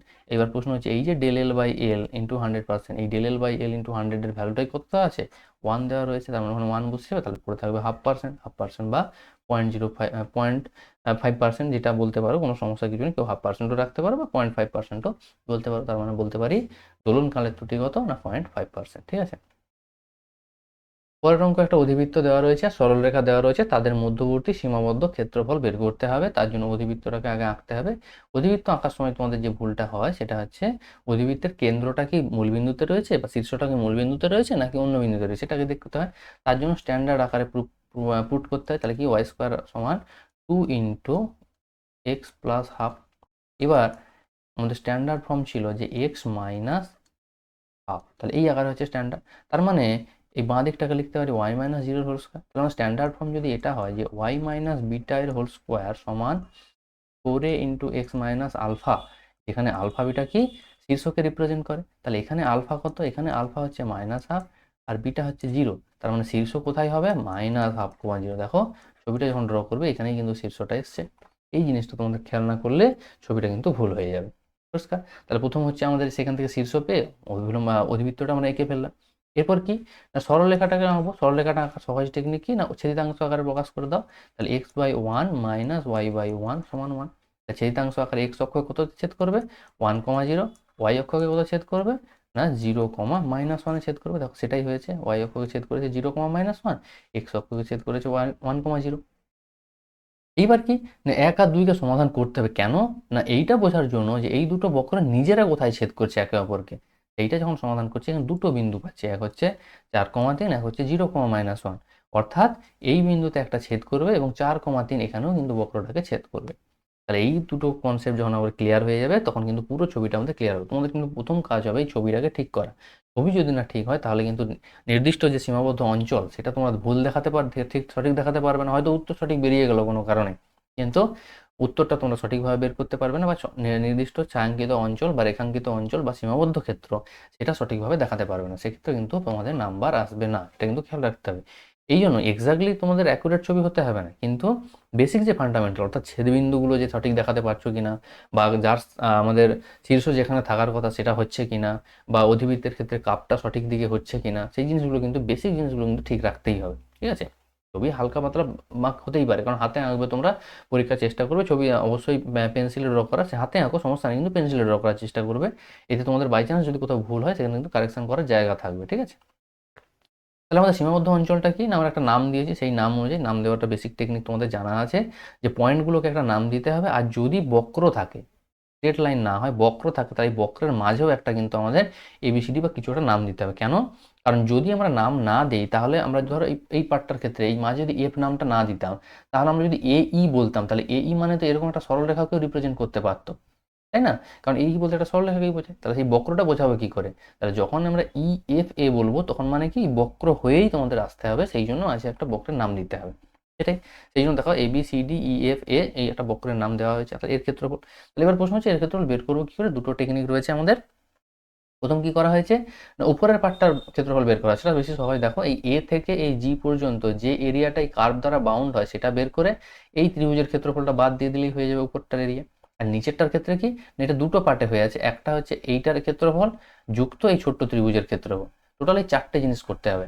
এক হচ্ছে উপরের বড় ক্ষেত্রফল থেকে এইটা বাদ দিতে হবে, আর নিচের দুটো যোগ করতে হবে। দেখো সেটাকেই তোমার এই নামগুলোর সাথে যখন ম্যাচ করিয়ে নেবে ছবিটা, তোমরা অটোমেটিক বুঝতে পেরে যাবে যে কোন জায়গাটার কথা বলা হয়েছে। তো সেই অনুযায়ী কি না, যেহেতু প্রত্যেকটা আমি কি করছি না ভার্টিক্যাল স্ট্রিপ হিসাবে কাউন্ট করেছি, মানে এইভাবে স্ট্রিপটা টেনেছি, তার মানে প্রত্যেকটা আমার ওয়াই ডিএক্স হয়ে যাবে। দুটো ক্ষেত্রেই হবে, এই হচ্ছে এই জায়গাটার জন্য হবে আর এই জায়গাটার জন্য হবে। আর ত্রিভুজের ক্ষেত্রফল হাফ ইন্টু ভূমি ইন্টু উচ্চতা লাগিয়ে দেবো, কারণ আমাদের স্থানাঙ্কগুলো যেহেতু জানা, সেখান থেকে ত্রিভুজের ক্ষেত্রফল এবং বের করাটা আমরা খুব সহজ। সেক্ষেত্রে আমাদের ভূমি আর উচ্চতা যেহেতু জানা, তাহলে ত্রিভুজের ক্ষেত্রফলগুলো আমরা কি করবো না সহজে বের করতে পারবো। সেই জিনিসটা অ্যাপ্লাই করে কি করা হলো না, প্রত্যেকটা যে ভ্যালু সেই ভ্যালুটা বসানো হয়েছে, এবং লিমিট কোথা থেকে কোথা পর্যন্ত হবে সেটা সমাধান করলেই তোমরা বুঝতে পারবে, বা ছবিতে ক্লিয়ারলি বোঝা যাচ্ছে যে কোথা থেকে কোথা পর্যন্ত আমাদের লিমিটটা নিতে হবে। সেই অনুযায়ী ক্যালকুলেশন করলে আমাদের অ্যান্সার আসছে কত, অ্যাকচুয়ালি এটা 16/3 হয়, বা 5/1/3 একই কথা। কেউ যদি এটা 16/3 রাখো তাহলে কোনো সমস্যা নেই, বা 5/1/3, এটাই হচ্ছে আমাদের সেই নির্ণয় ক্ষেত্রফল, ঠিক আছে। পরে দেওয়া রয়েছে একটা সরলরেখার দিক কোসাইনগুলি দুটো সমীকরণ মেনে চলে, A L B M C N আর UL square VM square plus W N square, এই সূত্র মেনে চলে। তাহলে আমাদের দেখাতে হবে যে সরলরেখা দুটি যদি সমান্তরাল হয়, তাহলে A square by U B square by V C square by W সমান 0, এটা আমাদের দেখাতে হবে। এর জন্য কাজ কি না, এই যে দুটো সমীকরণ থেকে যে কোনো একটাকে ভ্যানিশ করতে হবে। একটাকে ভ্যানিশ করতে কাকে না, এই এল এম এন এদের যে কোনো একজনকে। আমি এখানে কি হচ্ছে এলকে তাড়িয়ে দিয়েছি। কি করতে হবে তার জন্য না, যে কোনো একটা সমীকরণ, প্রথম সমীকরণ থেকে করেছি, যেখানে এল এর মান বের করে দ্বিতীয় সমীকরণে বসানো হয়েছে, সিম্পল টেকনিক। কেউ এম কে দাঁড়াতে পারো, কেউ এন কে দাঁড়াতে পারো, তার ক্ষেত্রে অ্যান্সার সেম আসবে, কোনো সমস্যা নেই। বসিয়ে দেওয়ার পর কি করা হয়েছে না, এম সিম্পল জাস্ট ক্যালকুলেশন লসাগু করে বা এ প্লাস বির হোল স্কোয়ার সূত্র ভেঙে দেওয়া হয়েছে, আর কিছু না, এই লাইনটা কিছু না, এ প্লাস বির হোল স্কোয়ার সূত্র ভেঙে দেওয়া হয়েছে। আর নিচে লসাগু হিসাবে এ স্কোয়ার আসবে, সেটা জিরোর সাথে গুণ হয়ে নিচের লসাগুটা থাকছে না। এইবার কি করা হয়েছে না, এম স্কোয়ারের সহগ কালেক্ট করা হলো, এম এন এর সহগ কালেক্ট করা হলো, আর এন স্কোয়ারের সহগ কালেক্ট করা হলো। নেক্সট হচ্ছে এন স্কোয়ার দিয়ে বোথ সাইডে ডিভাইড করতে হয়েছে। তার মানে কি এম বাই এন এর whole square plus something into M by N plus constant, অর্থাৎ এখানে এটা এম বাই এন এর একটা দ্বিঘাত সমীকরণ তৈরি হয়েছে। কি সুবিধা তাতে, এম বাই এন এর দ্বিঘাত সমীকরণ করলে না, দেখো আমরা দ্বিঘাত সমীকরণ স্ট্যান্ডার্ড ফর্মটা জানি, A X square plus B X plus C equal to 0, এটা জানি। দেখো এখানে সেই এক্স বলতে কি এম বাই এন কাজ করছে, অর্থাৎ এম বাই এন এর দ্বিঘাত, এ বলতে এই ধ্রুবক রাশি, বি বলতে এই ধ্রুবক রাশি, সি বলতে এই ধ্রুবক রাশি কাজ করছে। যেহেতু আমাদের প্রদত্ত দুটো সমীকরণ দুটো সরলরেখার দিক কোসাইনকে রিপ্রেজেন্ট করে, তাহলে ধরে নিলাম দুটো সরলরেখার দিক অনুপাতগুলি হলো L1 M1 N1 আর L2 M2 N2, এটা আমরা ধরে নিলাম, ঠিক আছে। তাহলে সেটা যদি ধরে নেই আমরা, যেহেতু সমান্তরাল হবে বলা আছে, তার মানে আমরা কি জানি দিক অনুপাতগুলি পরস্পর সমানুপাতি হবে, তার মানে L1/L2 M1/M2 সমান N1/N2 হবে। এবার আমরা যদি লাস্ট দুটো পার্ট, যেহেতু আমরা এলটাকে তাড়িয়ে দিয়েছি, তার মানে এম এন নিয়ে ক্যালকুলেশন, তাহলে এম এন লাস্ট দুটো পার্টকে যদি নেই এবং তাদের মধ্যে একান্তর প্রক্রিয়া যদি আমরা অ্যাপ্লাই করি M1 আর N1 M2 আর N1 এর মধ্যে, তাহলে কি বলতে পারবো M1/M2 সমান N1/N2। এবার একটু খেয়াল করে দেখো, যে সমীকরণটা আমাদের ছিল M/N এর হোল স্কোয়ার, তার দুটো যেহেতু দ্বিঘাত সমীকরণ দুটো বীজ থাকবে, তাহলে দুটো বীজ কী হবে, একটা হবে M1/N1 আর একটা হবে M2/N2। তার মানে এই শর্ত থেকে বোঝা যাচ্ছে সমান্তরাল হলে ওই দুটো বীজ কি হবে, পরস্পর সমান হয়ে যাবে, সেটাই বলা হয়েছে। অর্থাৎ 1 নম্বর সমীকরণে দুটো বীজের মান পরস্পর সমান হয়ে যাবে। এখান থেকে আমরা ক্লিয়ারলি বুঝতে পারছি কখন হবে না, যদি সরলরেখা দুটি পরস্পর সমান্তরাল হয়। এবার প্রশ্ন হচ্ছে যে আমরা জানি দ্বিঘাত সমীকরণের বীজদ্বয় সমান হওয়ার শর্ত কি? না, যদি দ্বিঘাত সমীকরণটা আমাদের a স্কোয়ার ax স্কোয়ার বা bx প্লাস c হয়, তার মানে b square equal to 4ac, অর্থাৎ নিরূপকের মান শূন্য। নিরূপক ছিল b স্কোয়ার মাইনাস 4ac, এইটা 0, তার মানে সাইড চেঞ্জ করলে b square equal to 4ac, এইটা হবে। এটা আমাদের ক্লাস 10-এর কনসেপ্টে ছিল যে দ্বিঘাত সমীকরণে দুটি বীজ সমান হলে নিরূপক শূন্য হয়। তার মানে কি, আমাদের এখানেও B square equal to 4ac, B square বলতে এক্স এর সহগ, আর এ বলতে এক্স স্কোয়ারের সহগ, সি বলতে নর্মাল কনস্ট্যান্ট টার্ম। তাহলে এখানে এইটা হচ্ছে এর কাজ করবে, এইটা বি এর কাজ করবে, এটা সি এর কাজ করবে। তাহলে সেই অনুযায়ী বি স্কোয়ার ইকুয়াল টু যদি 4ac আমরা অ্যাপ্লাই করি, তাহলে কত চলে আসবে? দুদিক থেকে 4 ক্যান্সেল আউট হয়ে যাচ্ছে, তারপর এদিকটা যা সিম্পল ভেঙে দেওয়া হচ্ছে, ভেঙে দিলে একটা টার্ম কেটে যাচ্ছে। এবার যে বাকি পার্টটা পড়ে থাকছে, এই পুরো পার্টটাকে কি করা হয়েছে না, পুরো পার্টটা থেকে দেখো একটা স্কোয়ার কমন যাবে, কারণ এখানে a4 রয়েছে, স্কোয়ার রয়েছে, স্কোয়ার রয়েছে, তাহলে স্কোয়ার কমন গিয়ে 0-র সাথে ডিভাইড হয়ে গেল। এবার বাকি যে পার্টটা রয়েছে তাকে ইউভিডব্লিউ দিয়ে ডিভাইড করে দেবে। যখনই ইউভিডব্লিউ দিয়ে ডিভাইড করবে, তখন ইউভি কেটে যাবে, ডাব্লিউ পড়ে থাকবে নিচে।